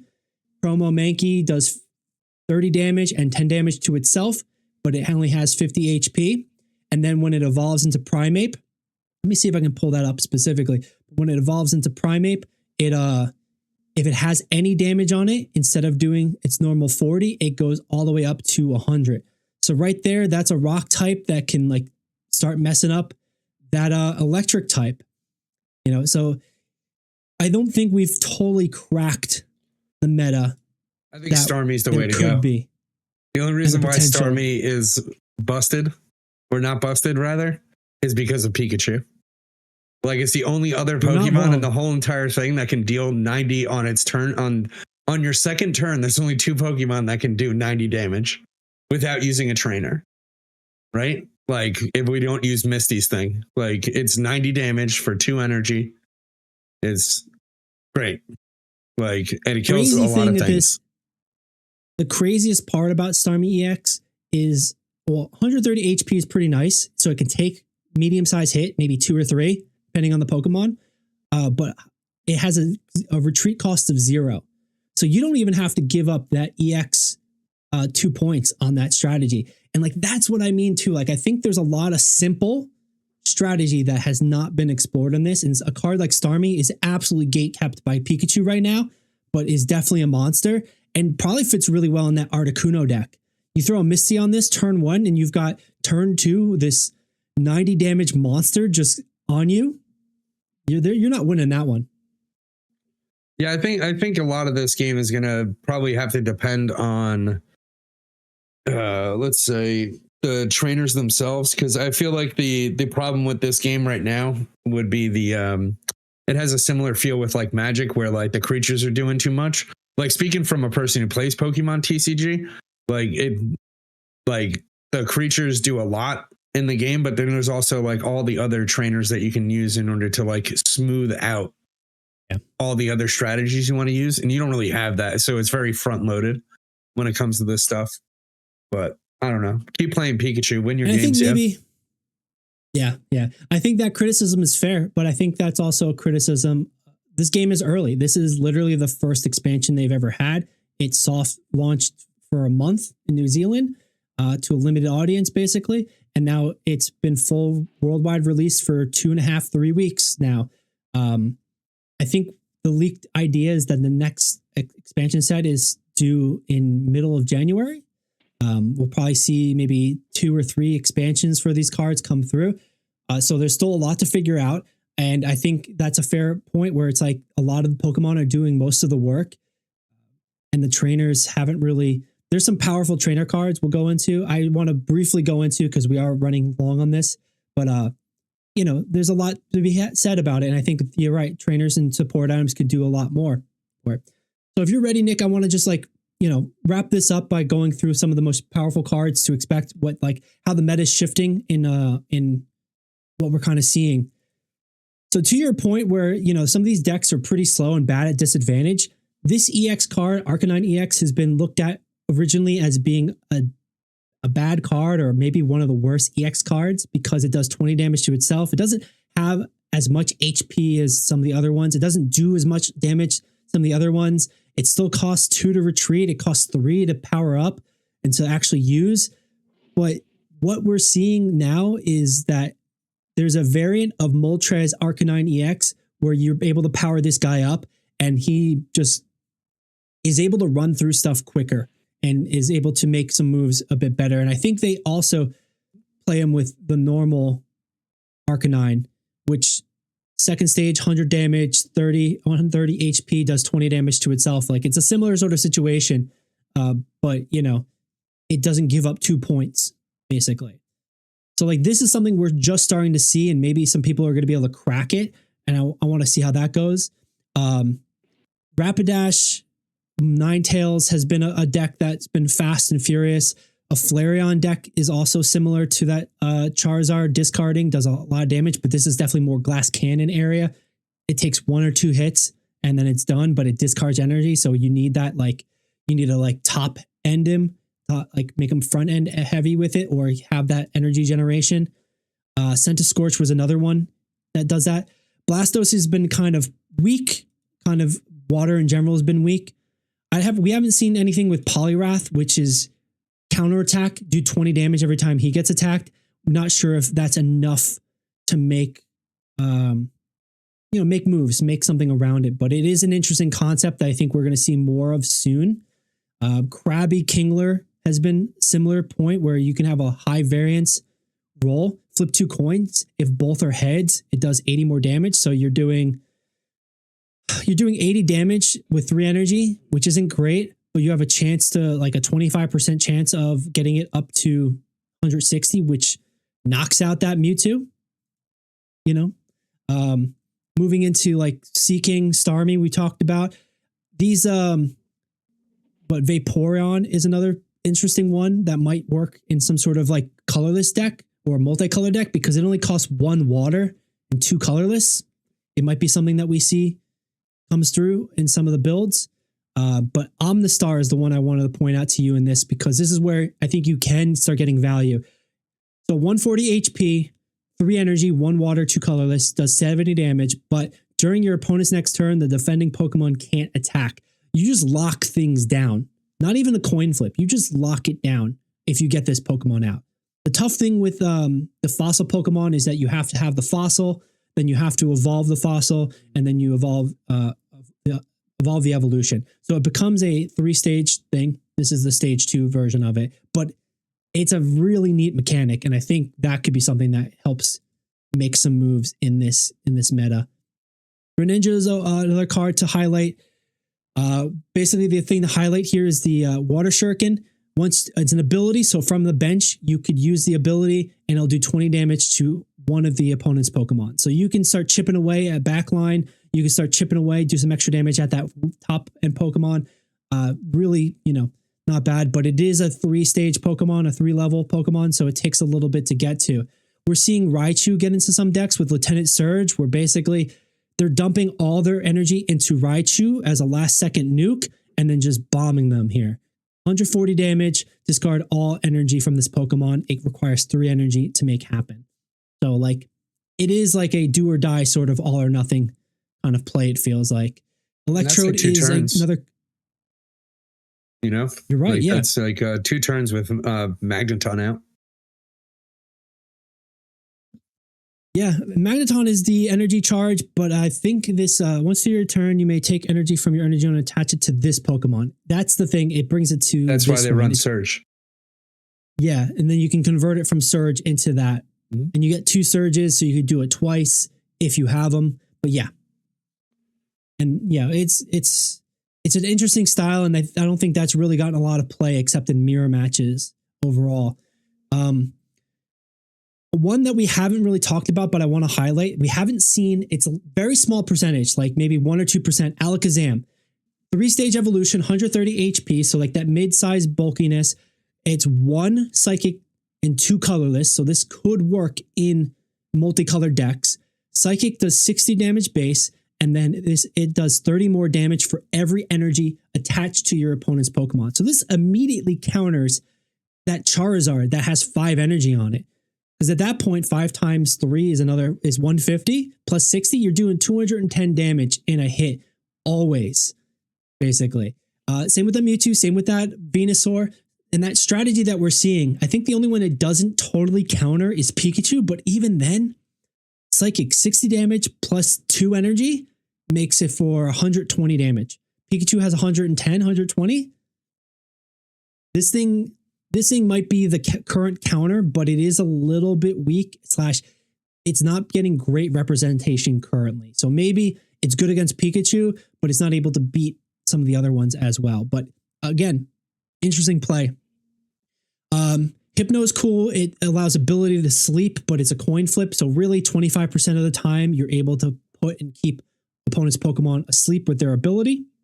You can use that for a bench. So if it's free, whatever. Side strategy for 2 cards. Gengar basically prevents supporters being play, which to your point it isn't really a big deal, but it can be nice to not worry about Sabrina getting something moved out of the way. I want to speed through the rest of this because then we're into fighting. We already talked about Machamp. I talked about Primeape possibly being counter.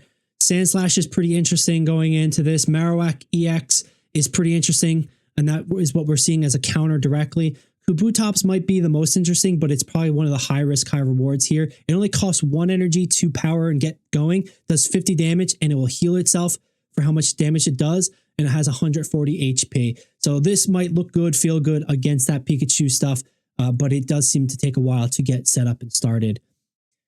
The dark situation, we're seeing a lot of cool stuff from Arbok and Muck. Arbok, I want to just mention as I think the cool thing here is the corner ability. You basically attack and then that Pokemon cannot retreat on that. So that ends up being great meta, great aspect to lock somebody in and just keep them there, to just get them out, get them down while you can. They can't bring that EX Pokemon in to save the day.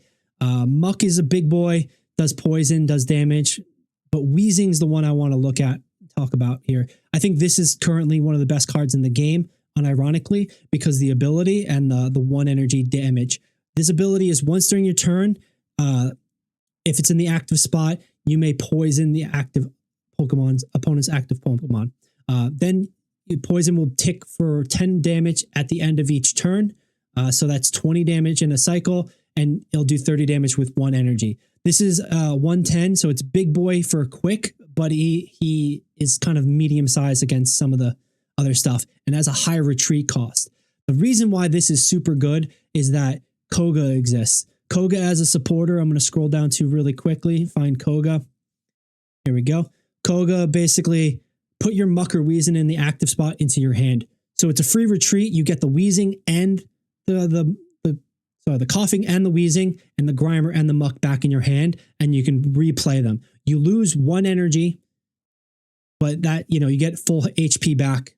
You get full attack back on that. Definitely a cool aspect to this game, and definitely going to be one of the things that provides a lot more depth. We haven't seen much happen with Metal and Steel decks. Dragonite's been played a little bit, but Dragonite's kind of random, literally in the mechanic as well as the energy. The multicolor decks are tough, but I think we're going to see that smoothed out. Draco Meteor here, you only need a hit with this twice, really, because it's going to do so much damage. It's 4 energy, 1 water, 1 lightning, and basically opponent's chosen at random 4 times, and each time it's chosen, it does 50 damage to it. That can land on all on 1 Pokemon, or it could be split amongst 4 different Pokemon, 50 each. But either way, the variance kind of doesn't matter because you're just doing insane pressure overall. Final card I want to spotlight here is Pidgeot. We've seen a little bit, but basically you get a Sabrina on ability, meaning once during your turn, you may switch out your opponent's active Pokemon. You're forcing your opponent to use energy. You're forcing them to make moves. You're also choosing who you want to do damage to and who you want to attack. It takes a little bit to get this one started. Only 1 cost retreat, has a little bit bulk for 130 HP and 2 energy for a 70 attack, which isn't bad. But that ability, I think, can really shine in a little bit as we move on in this game. Man, Nick, there's so much more I could talk about with this, but I don't want to go too far with it. with the things we kind of just rapid fire discussed there, I know you kind of had the mindset of like, yeah, man, it feels deterministic. Are you a little bit more opportunistic? Have I sold you on that aspect of maybe there is a lot more to depth to this meta that we could see and people are still figuring it out? Or are you still like pretty strong in that? Yeah, I think Pikachu is going to be the way and the only way. No, man, you didn't tell me. Everybody should just be playing Pikachu and just go into the game. If you went first, fuck it, quit out, go to your next game. If you went second, awesome, you're about to clean up. Like it'd be the easiest game of your life. Like it really like based on like it feels like a very insurmountable thing, like going first, especially like all the time. Like I don't think I've like won a game where I've actually gone first, like most of the time. I probably won one or two, but playing against people, no. Well, I'm not as deterministic on this. I'm a bit more optimistic. I do feel like even if you want to play the Pikachu, you could still make it back from that turn one. I think that deficit of energy. I think you have evolution advantage. You can maybe barrier or like get tempo back. I still feel like there's a way to do it. I don't even think it's that hard or that much of it. So it's like, overwhelmingly exhausting. I think that might be the competitive strategy in this game. But, what do you think out there? Are you playing Pokemon Pocket? Do you like the game? Nick, you have any final thoughts before we send us off? Play Pikachu. That's all I got. Play Pikachu. All right. Well, do you agree with Nick? Let us know on our social media at the Esports Meta, everywhere you find social media, wherever you get yours. We are there too.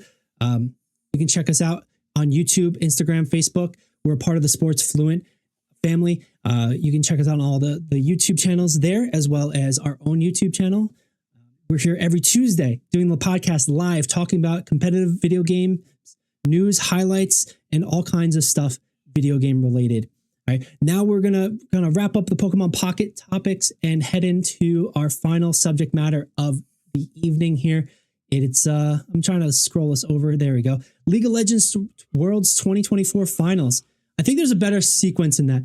League of Legends 2024 Worlds Finals is the official way of saying it. We're doing a bit of a recap here. We're going to go over the last 2 weeks of games. We didn't get to go over the finals specifically, but here we are. A couple weeks after it happened, it was a pretty exciting match where T1 faced against Billy Gaming. Nick, you're our sort of expert in this field. Give us your vibe.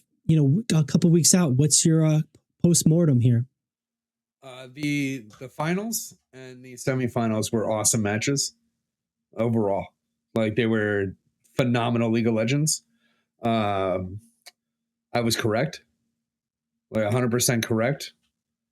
I don't know who betted against T1 winning their 5th championship, but Faker now has more skins than like 40% of the champions in the game, which is over 40 champions.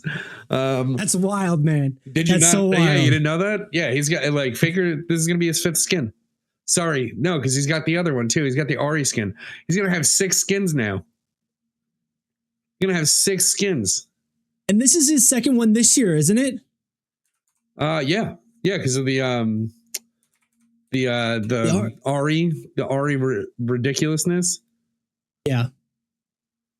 But yeah, man, you were absolutely right. And we were talking about this where, it seemed like Gen G's show for most of the tournament. And then when they got to the point playing T1, we saw T1 get on such a streak and such a mood and a vibe where they are able to just clean house. And that one, I don't want to say it wasn't close. The scoreline doesn't look close, 3-1, but I know that it was a lot closer than that scoreline. But Gen G just wasn't able to convert, or they made too many mistakes, and T1 took advantage of it and pulled out with a definitive 3-1 scoring. So it felt like they were definitely going to win finals at that point. That was the last point we were talking about this. What happened then, Nick? Because looking at the scoreline here for T1 versus Billy in the finals, it goes to a 3-2 final score. 36. 7, 38, 39. Sorry, I was counting something. So basically, here's what happened, right? And not like the most detailed information. Faker's experience came in, and I'm not going to say like Faker won the game, right? But Faker played like a person who's been there 5 fucking times. He played like a psychopath in so many of the games where like literally he should have just died. But it's in the situation of like, I think BLG just went like, their roster isn't like, oh, you know what? We've been here. We've done that before. Let's go. Right. And Faker's just like, I'm comfortable standing up here. And they just didn't expect him to do, I don't want to say stupid shit, but like stupid shit. Like there was times where like little certain things are like Faker just literally being at like 1% health to throw in trades out so that he could push the wave in a situation where he should have died. Like just like he should have been dead. He should not have stayed, but he needed to stay in order to push the wave. Otherwise he was effed in the AO. And that's like a whole nother subject, right? But he stayed to push the wave and he didn't die because of it. Like situations like that, basically. He played like little other situations where it was just, I want to say like little, I don't want to say like mind games, but essentially like mind games where like you fake in just to be like, oh, you know, I'm here. Concentrate on me. Make sure that you know I'm here. And usually that means that person's not going to do anything. And you had at least 2 situations where Faker just faked people out. He just rope-a-doped them real quick, was like, I'm not going in. I'm just here to help my teammates, scare you away a little bit. And then boom, he flashes in, gets a thing. And then they kill the whole entire team 3v4 or 3v5. Like, yeah, just those scenarios just ended up making it their win. And that's what I said. I got to contribute something here too, because some of the promo that I was able to see in leading up to this was that, well, T1 and Billy were in the finals. So they knew what was going to happen in that sort of who was playing. They knew it was going to come up to, I think Knight was playing mid for Billy, and then like a Faker. So it was going to be a lot of that. Just hearing, you know, Faker doing Faker stuff sounds awesome. And like, you know, the little nuances of what makes Faker and, you know, the miraculous things that are going in his head to the plays that he's able to make with the experience he has. But that experience, I think, is some of the promo I heard leading up to this. What, T1's in the LCK, right? And then Billy's in the LPL, if I'm not mistaken. Yeah, it's China versus okay, Korea. Yeah. And what I kept hearing too was that T1 has never lost to the LPL in the finals. And like that was like a weird sort of lead up statement for it, like a kind of, you know, maybe hyperbolic in that, but again, when you're saying that Faker is doing those mind games, was in their heads and was like, you know, faking some stuff, it just sounds like a big brother, little brother situation where Faker was just big brothering Billy all day on that. And like, you know, was able to make the moves and didn't make the mistakes that Billy wanted. Billy still put up a good showing here against T1 and Faker performing at such high octane there. Better than Gen G did statistically, you know, taking 2 maps, bringing it to a game 5 in the best of 5. So at least there's that. But like that was something I heard kind of being said where it's like, oh, the LPL has never beaten T1 in that sort of mentality and way. And then it almost seemed to carry over into what you're saying. Dope stat, I guess. North America and EU have never beat T1 in the finals at Worlds. Like, it's a horseshit stat. Like, they've only lost to... It's only happened 5 times, right? Like, well, and like most of the time they face Korean teams. But like, anyway, like that's a different story. So like, it's not even like there's been 5 opportunities for China to lose the T1. That's not the case. So it's a little disingenuous to say that stat. It's a cool stat though. But... it's not, you know, it wasn't just Faker. Like in general, man, like Kiria and Gumayushi were phenomenal, like absolutely phenomenal. And like Gumayushi got like right here, he gets fucking killed. He gets killed 2 times in the exact same way. 2 games in a row. It looks like in this situation, at least he's like bait. No, he's just guarding the entrance. Oh, okay. Just to make sure that they don't come in that way, but somebody snuck around already, and now he just eats shit. And he holds his flash because he doesn't think they're gonna like really commit to it. So then he's dead. And this happens in the very next game, by the way. And Gumayushi still popped off and performed But it was one of those situations where like, why is it happening? It's just really good recon from BLG. Gotcha. Yeah, and it seems like it was a set play by T1 where if it happened twice in the same way, it wasn't necessarily a full counter pick. It's like, oh, you're going to let us get away with this. We're going to do it again. And like T1 was just, here's the strategy that we're going to stick on. But definitely some interesting insight. Definitely some interesting timing of that I happened to pick the clip where that happened with Gumayushi. But yeah, no, that happened to him 2 times. But he performed extremely well. That was like that hiccup, but most of this literally only happens because of how strong the scouting was and the VOD review and stuff like that. Like right here, right? He's just in the exact reverse situation. I don't think it's not Yon versus Silas, but Faker was on red side as Silas. One of the situations I was talking about before, where he had to push the wave and almost die for the most part. Otherwise, he would have been in a bad position. There's like Curious, really, really good. They're all like Elk's great. Ben is great. Like they're phenomenal players. Yeah. And I think that's something I can like wholeheartedly repeat as well. I'm a little bit more arm's distance with this game, but the performance they had from what I've seen was world class. Absolutely. And I think they didn't lose this game. I think T1 won this game. It's a stupid thing to kind of say, but I think it does make sense. It's not that BLG made really dumb mistakes consistently to lose this game. They stayed in there. They fought. They made plays happen. They made moves.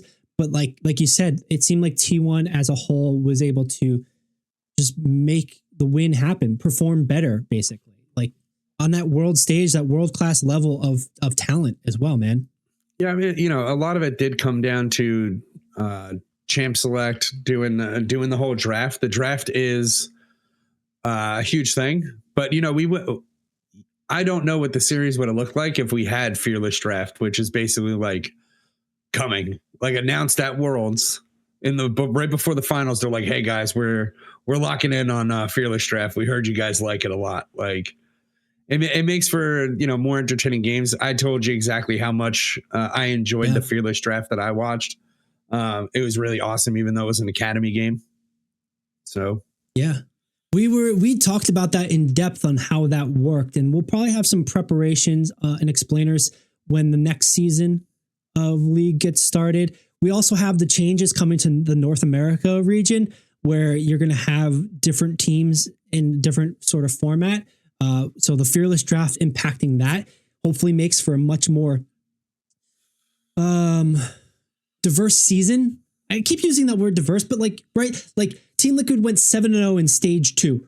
It didn't matter who they were playing because they were playing the same air quote garbage over and over again that they just won. And then they got beat by, an overseas team pretty easily, quickly at Worlds. Whereas FlyQuest managed to go a little bit farther than them, but like struggled. I think they went 3-4, something like that, or 2-6. I don't know. I don't remember what it was specifically, but they were at a losing record at the end of stage 2. And like they got to Worlds and they got farther than the top team. And like North America is the joke, blah, blah, blah, whatever. No, I think though, like the one thing we were talking about with Fearless with a different format. Now they're having Central and South America play in the same region as the US, as Canada. It's all going to be one region. And the Fearless Draft is going to create a diversity in sort of expectations and how people roll out the play, roll out game to game, hero picks, hero bans, etc. on that. So it's a lot to look forward to. We'll have more explainer on that, but I'm pretty excited as that, even as like a casual League of Legends fan. No, it's going to definitely be super fun. The thing that I think like everybody needs to concentrate more on is like the North American League. Like they don't play enough games in 2024. T1, besides like the fact that they went to Worlds, they did this, they did that. They had 81 games as of like 4 months ago. Like 81 games for 2024. Like that's so much practice. The 10,000 hours meme. You could do all sorts of stuff, right? But it's one of those situations where like look how well FlyQuest performed at Worlds and did not have nearly half those games probably. Like I don't know the numbers for them, but I know the numbers for a couple other teams. Like it's pretty abysmal overall, and hopefully that'll change.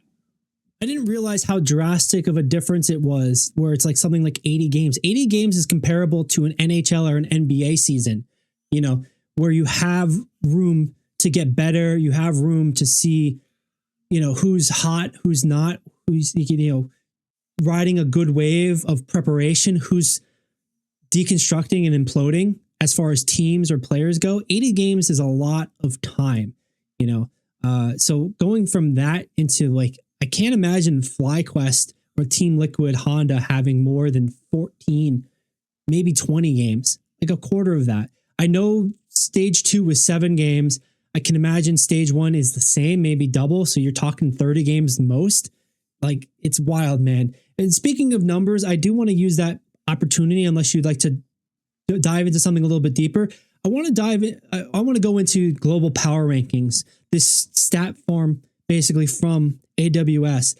And like, it's been a little bit wild and weird, but we're looking at like specificality of numbers. Like you're saying, T1 had over 80 matches compared to like a North American team, and how that like maybe is going to change next year, hopefully, but we'll see. Here we are with the world's highlights. You know, they're kind of like touting who had the most moves, who like, you know, what the biggest rank up, the biggest movers. FlyQuest from rank 16 to rank 10 we just talked about.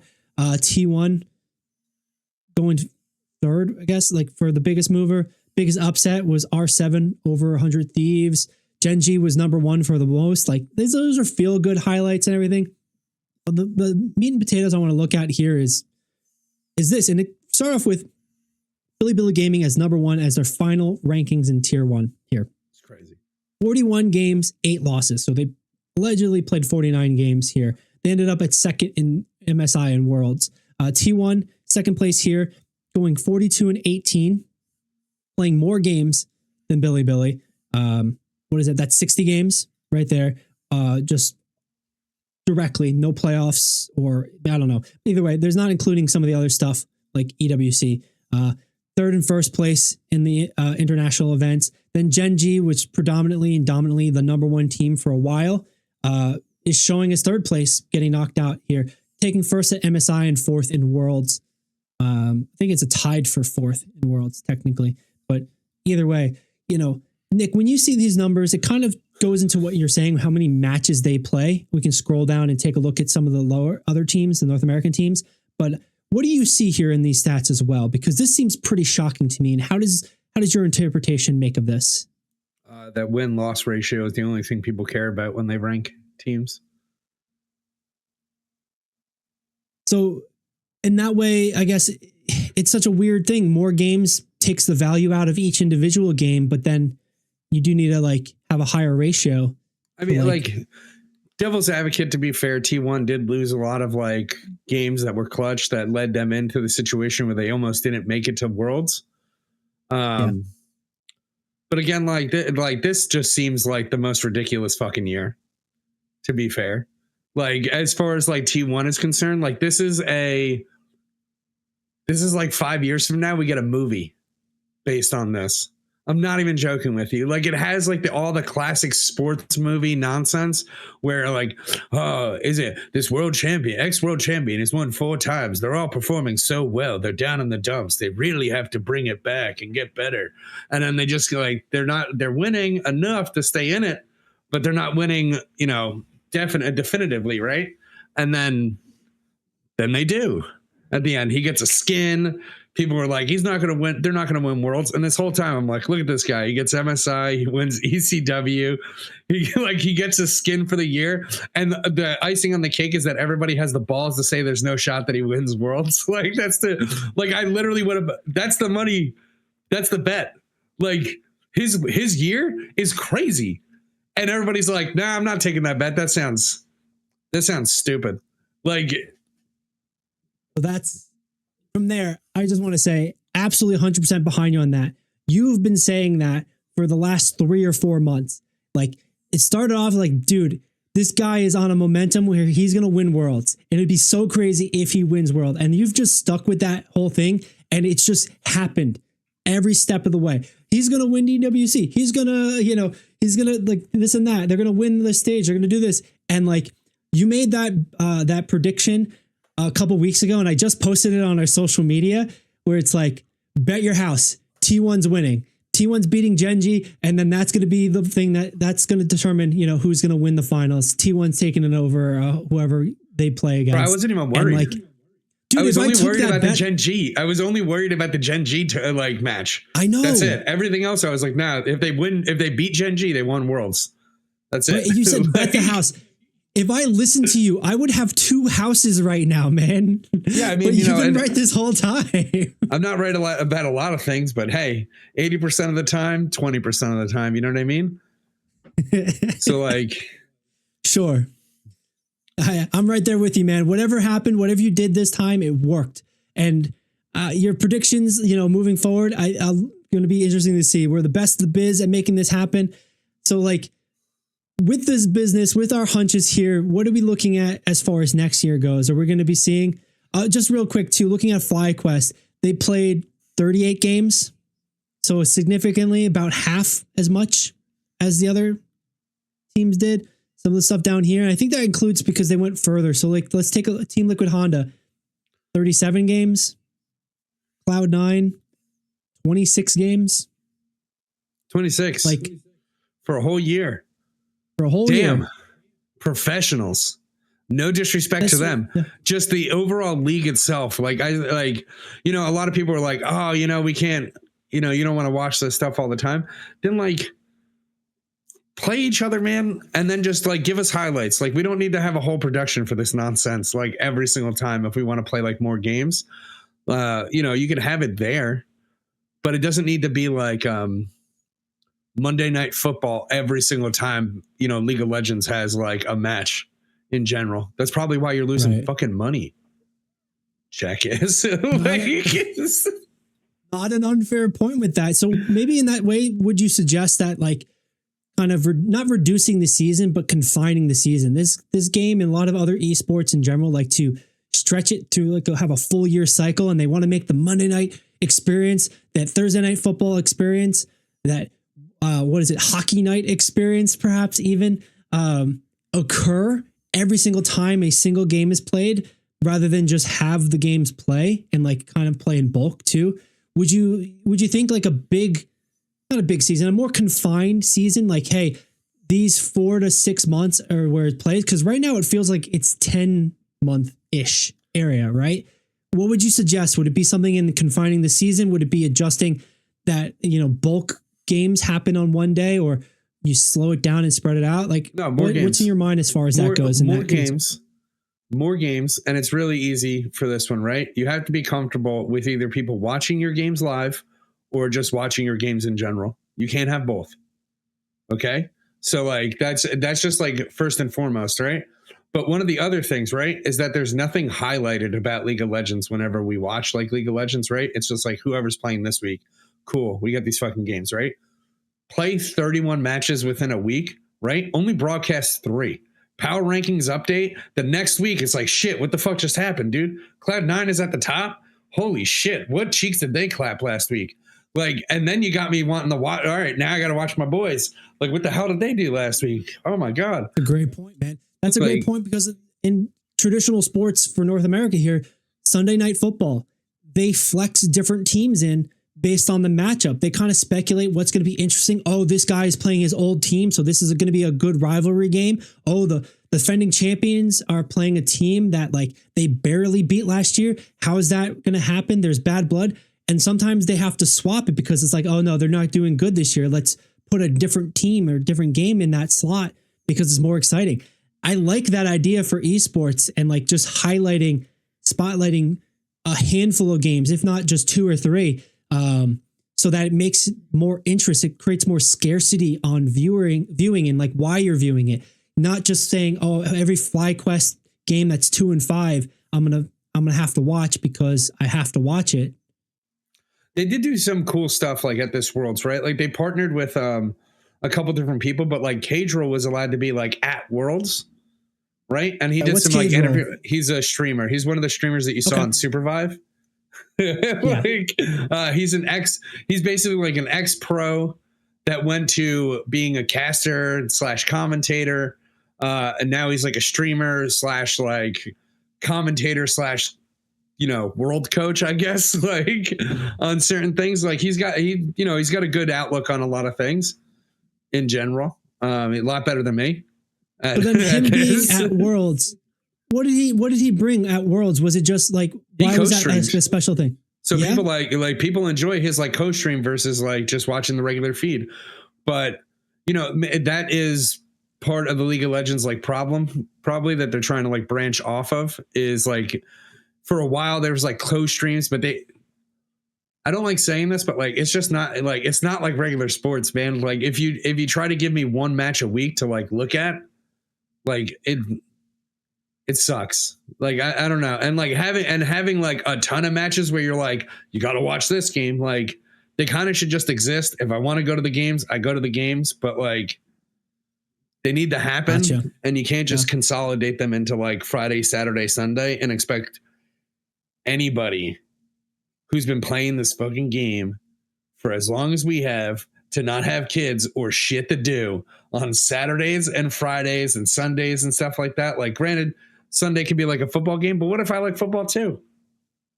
Now I'm like, during football season, I got to make a choice. Like I should just say like, it's very silly in certain aspects. You know, what's interesting about what you're saying there too? It seems that like, especially for a sport, like in an organization like the NFL and football, they are pretty up to date on modernization. They like to get into the curve of what's happening and how it's happening. Other leagues like the MLB baseball or even what's it called? Even a little bit of the NHL. They're so reluctant to try to modernize and try to change. Basketball in the NBA is great at this, but I think basketball has been able to really incorporate tech and streaming and digital culture of that way and really present it, like basically incorporate gaming and gaming styles and like gaming structure in that. The NFL's kind of struggled in doing co-streams. They've tried to do co-streaming, but it works and it doesn't work. And like, they're kind of missing this whole mark and like, they're still figuring it out. And it's interesting how like League of Legends and esports, they want a co-stream. People want them to co-stream. They do really well with co-streaming, but like the main broadcasts can suffer or struggle. I argue that they don't, but they're trying to go conservative, old tradition sports broadcasting constantly, and it doesn't work for them. But then you have like the NFL, doing the setting the benchmark for traditional broadcasting and then trying to co-stream, but then the co-streams are kind of like not worth it. So it's like this weird, like yin yang opposites. If they can only just like meet in the middle and balance each other out or like talk with each other and like figure it out, like it could be really beneficial in this modern internet age where we could be able to watch any game at any point we want to, but like not feel overwhelmed. And I think that's a lot of the problem right now that you're talking about. A lot of fans of sports, of esports, of video games, of pop culture in general, they're fucking tired, man. So like, I wanted to bring that interesting note up because it does seem like the NFL is having a hard time getting the digital aspect of like co-streaming involved, and that, whereas League of Legends is having a hard time getting that like in person and watch this marquee event kind of happen. Worlds, not a question. It's very successful, but like that other stuff, like you're saying, like it feels like they're opposite ends of the same stuff. Well, I mean, like for League, like all the matches happen on the other side of the country. In the world, yeah. Like I don't have the opportunity. Like if I'm in California, I'd be able to go, right? But like, come on, man. Like, come on, dude. And like sometimes they're like, oh, we have like the finals in New York, Madison Square Garden. It's like fantastic, bro.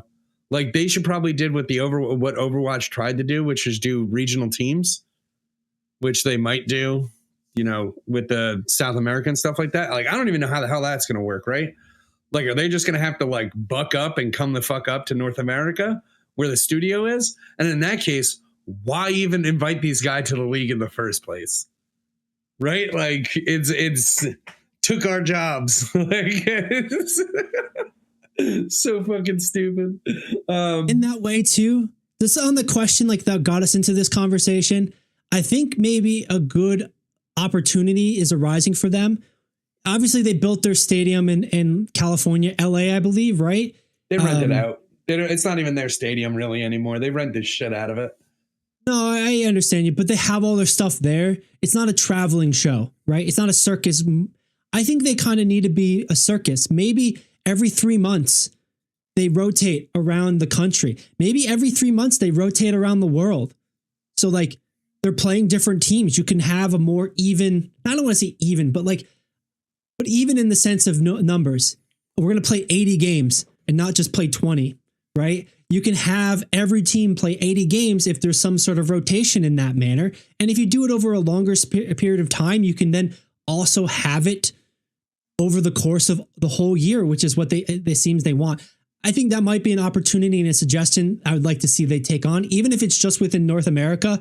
They rotate around the country every like 2 months, every month, every 60 days, like whatever it ends up being, like, because in that way too, right? Like you're going to have the South America teams always come up to Los Angeles to play a game. They're just going to live up here at that point. So are they even, they're South American teams, but then they're not South American teams. Yeah. Yeah. You know, so we'll see. But yeah, man, I think that kind of gets us to like the last point about finals here. Any sort of other stuff to note before I wrap us and put us into the pick'ems? No, it was, you know, it's worth a watch. If you didn't see it, like watch it. Like it was phenomenal matches. There's not much else, but like the coolest thing is I've been on Reckless watch for like a full year now. He was on the team. The only thing that he did, and he'll joke about it, was that he played chess and had conversations with the team, but had played chess with Faker. So like that was his contribution to the team overall. And for it, he was able to hoist up the trophy when everybody hoisted the trophy. So he got to be on the team in the picture, his little, you know, his European ass, just like doing it, man. Like good for him though. Like it's literally never able to make it there. Like with Fnatic made it to the finals at one point. I can't remember if he was actually on the team at that point or if that was when he was like, I'm out of here. Yeah, you've been boasting about him and his skill, and you were hoping he would be able to jump into a game where he could then, you know, get a skin, really be considered part of the team and whatnot. Well, if he gets into a game in the Worlds, he would have got a skin if he played at the in the finals probably. So it would have been super, super interesting. It's a good narrative for Reckles. It's a good final situation. Even just getting the hoist, be in the picture, be a part of that team, moral support, philosophical support, maybe analytical support as well. Bringing that aspect.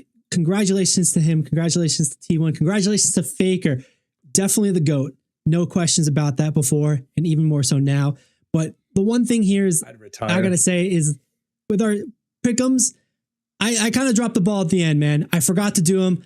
I'm not the GOAT. I went from being S tier down into B tier, I think. 155 points on that. I didn't quite. It auto picked for me. I would have 100%. Come on, man. We were talking about this here. I picked T1 over Genji. Of course, T1's going to be Billy. It auto picked, so I forgot to do the thing. We've had the picks. My crystal balls didn't really work out for me either. Pentakill's not. Drake's not good. But I did get Baron steals and how many reverse sweeps there were. And then when we get to the bottom, I kind of botched all the champions here. Yon, Ari, J4. Champions were botched pretty well. Yeah, for a lot of people, I'm sure. Yeah. Here it gave some, Smolder, Mokai, and Poppy. Rel was picked the most. Aurora was banned the most. Rel had the most deaths, and Gragas had the highest win rate. He was Gragas. Yeah, no, he wasn't. He was minimum 5 games played, bro. He picked 5 and he won all 5. No, he played he was Zeus played him in the last game. Okay, I believe. for Worlds. Like, I'm not 100% sure off the top of my head, but I think it was the last game that Zeus played him, and it was it's a good game. He wrecked on Gragas, dude. Like Gragas is is a very stupid champion.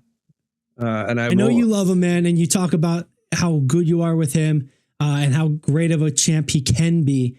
But a lot of people kind of hate on him. But like, I want to move into the player part of this too. Who will have the most different champs? I botched that. I botched who will get the most kills in a single game. Knight got the most different champions played. Is it Pays or Pez? Pays? I don't know. Pays. Okay, it is Pays. Okay. He got the most kills in a single game. Scout, I got was it who had the most highest KDA? I guess Chovy and Scout tied. Oh, I got third place, so it's only 10 points. Okay, the third most. And then picking Canyon here for who would get the most first blood kills. Not too bad overall on these pick'ems. Nick, I know we picked together a lot of these, but then you also did your separate one. How did you end up doing? How does this all vibe out and feel out on the outskirts of this episode? It's pretty similar. I think I'm like one tier above because I did my last picks. So it's not like I'm not too. Yeah, of course I did. Like, of course I did. I'll be honest. Like if Faker doesn't retire, like he's so beef for this next year. But you know, look at that. Gam came out though. Psh. Yeah, and we got it right, man. And we 100% got it right. Which team from a region with 2 seeds or less will advance furthest? And we picked Gam. We got it. Just gonna boast my chest. You can ignore the other 4 that we got wrong. You got wrong because I'm pretty sure when we said which team will win Worlds, and I said T1, and you said I'm gonna pick Gen G. I'm feeling Gen G.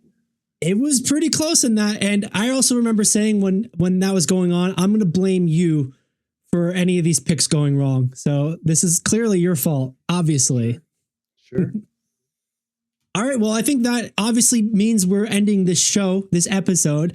Nick, thank you for joining me. Any final thoughts to send us off with? Anything you're looking forward to in this coming week of video games and competitions? No, you just caught me off guard with that one, but no, I don't have anything.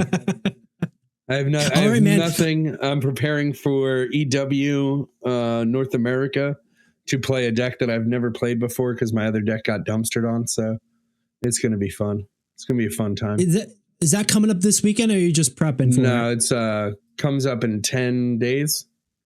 All right. Is when EW starts. Great, man. Then in that case, I'm not going to bug you about the Pokemon Pocket things. You've got Magic the Gathering to focus on. You got to win that tournament, show up with that deck. But you know, trying to there's break a lot to look forward to. 400. You break it. It's going to be like 1,000 person tournament. So like it's the variance is pretty brutal at 1,000 person tournaments. Yeah, and you got to really beat out those draws, really, because that's a lot of things that kill the top 100 even. Yeah, you need luck and to play well on the day to win a tournament like that. So who knows? Hopefully I just play well and I have no luck. Well, the skill thing is something you can control. So good luck with that, and sending all the luck on for everything else that's involved. The draw of the cards, the heart of the cards. But thanks for joining me, Nick. I really appreciate talking about this stuff. And if you're still watching us, thanks for sticking around. We really appreciate it. And if you are still around, hit like, follow, subscribe, all those things wherever you are, because we do this all the time. We are gamers just like you. If you're interested in this stuff, we know you're a gamer. So thanks for joining us. Thanks for hitting like and subscribe. It helps us out and it gets this to more gamers like us. You can also find us on every social media that there ever is and ever will be. The Esports Meta on all your favorite social media platforms. We stream this podcast every Tuesday at 7 p.m. Eastern Standard Time. And we're also part of the Sports Fluent family. So thanks for joining us. Thanks for joining the Sports Fluent Network here with us. Thanks for watching. And overall, we'll see you next time. I'm going to get the title screen up. Ready? 3, 2, 1. So we'll see you next time.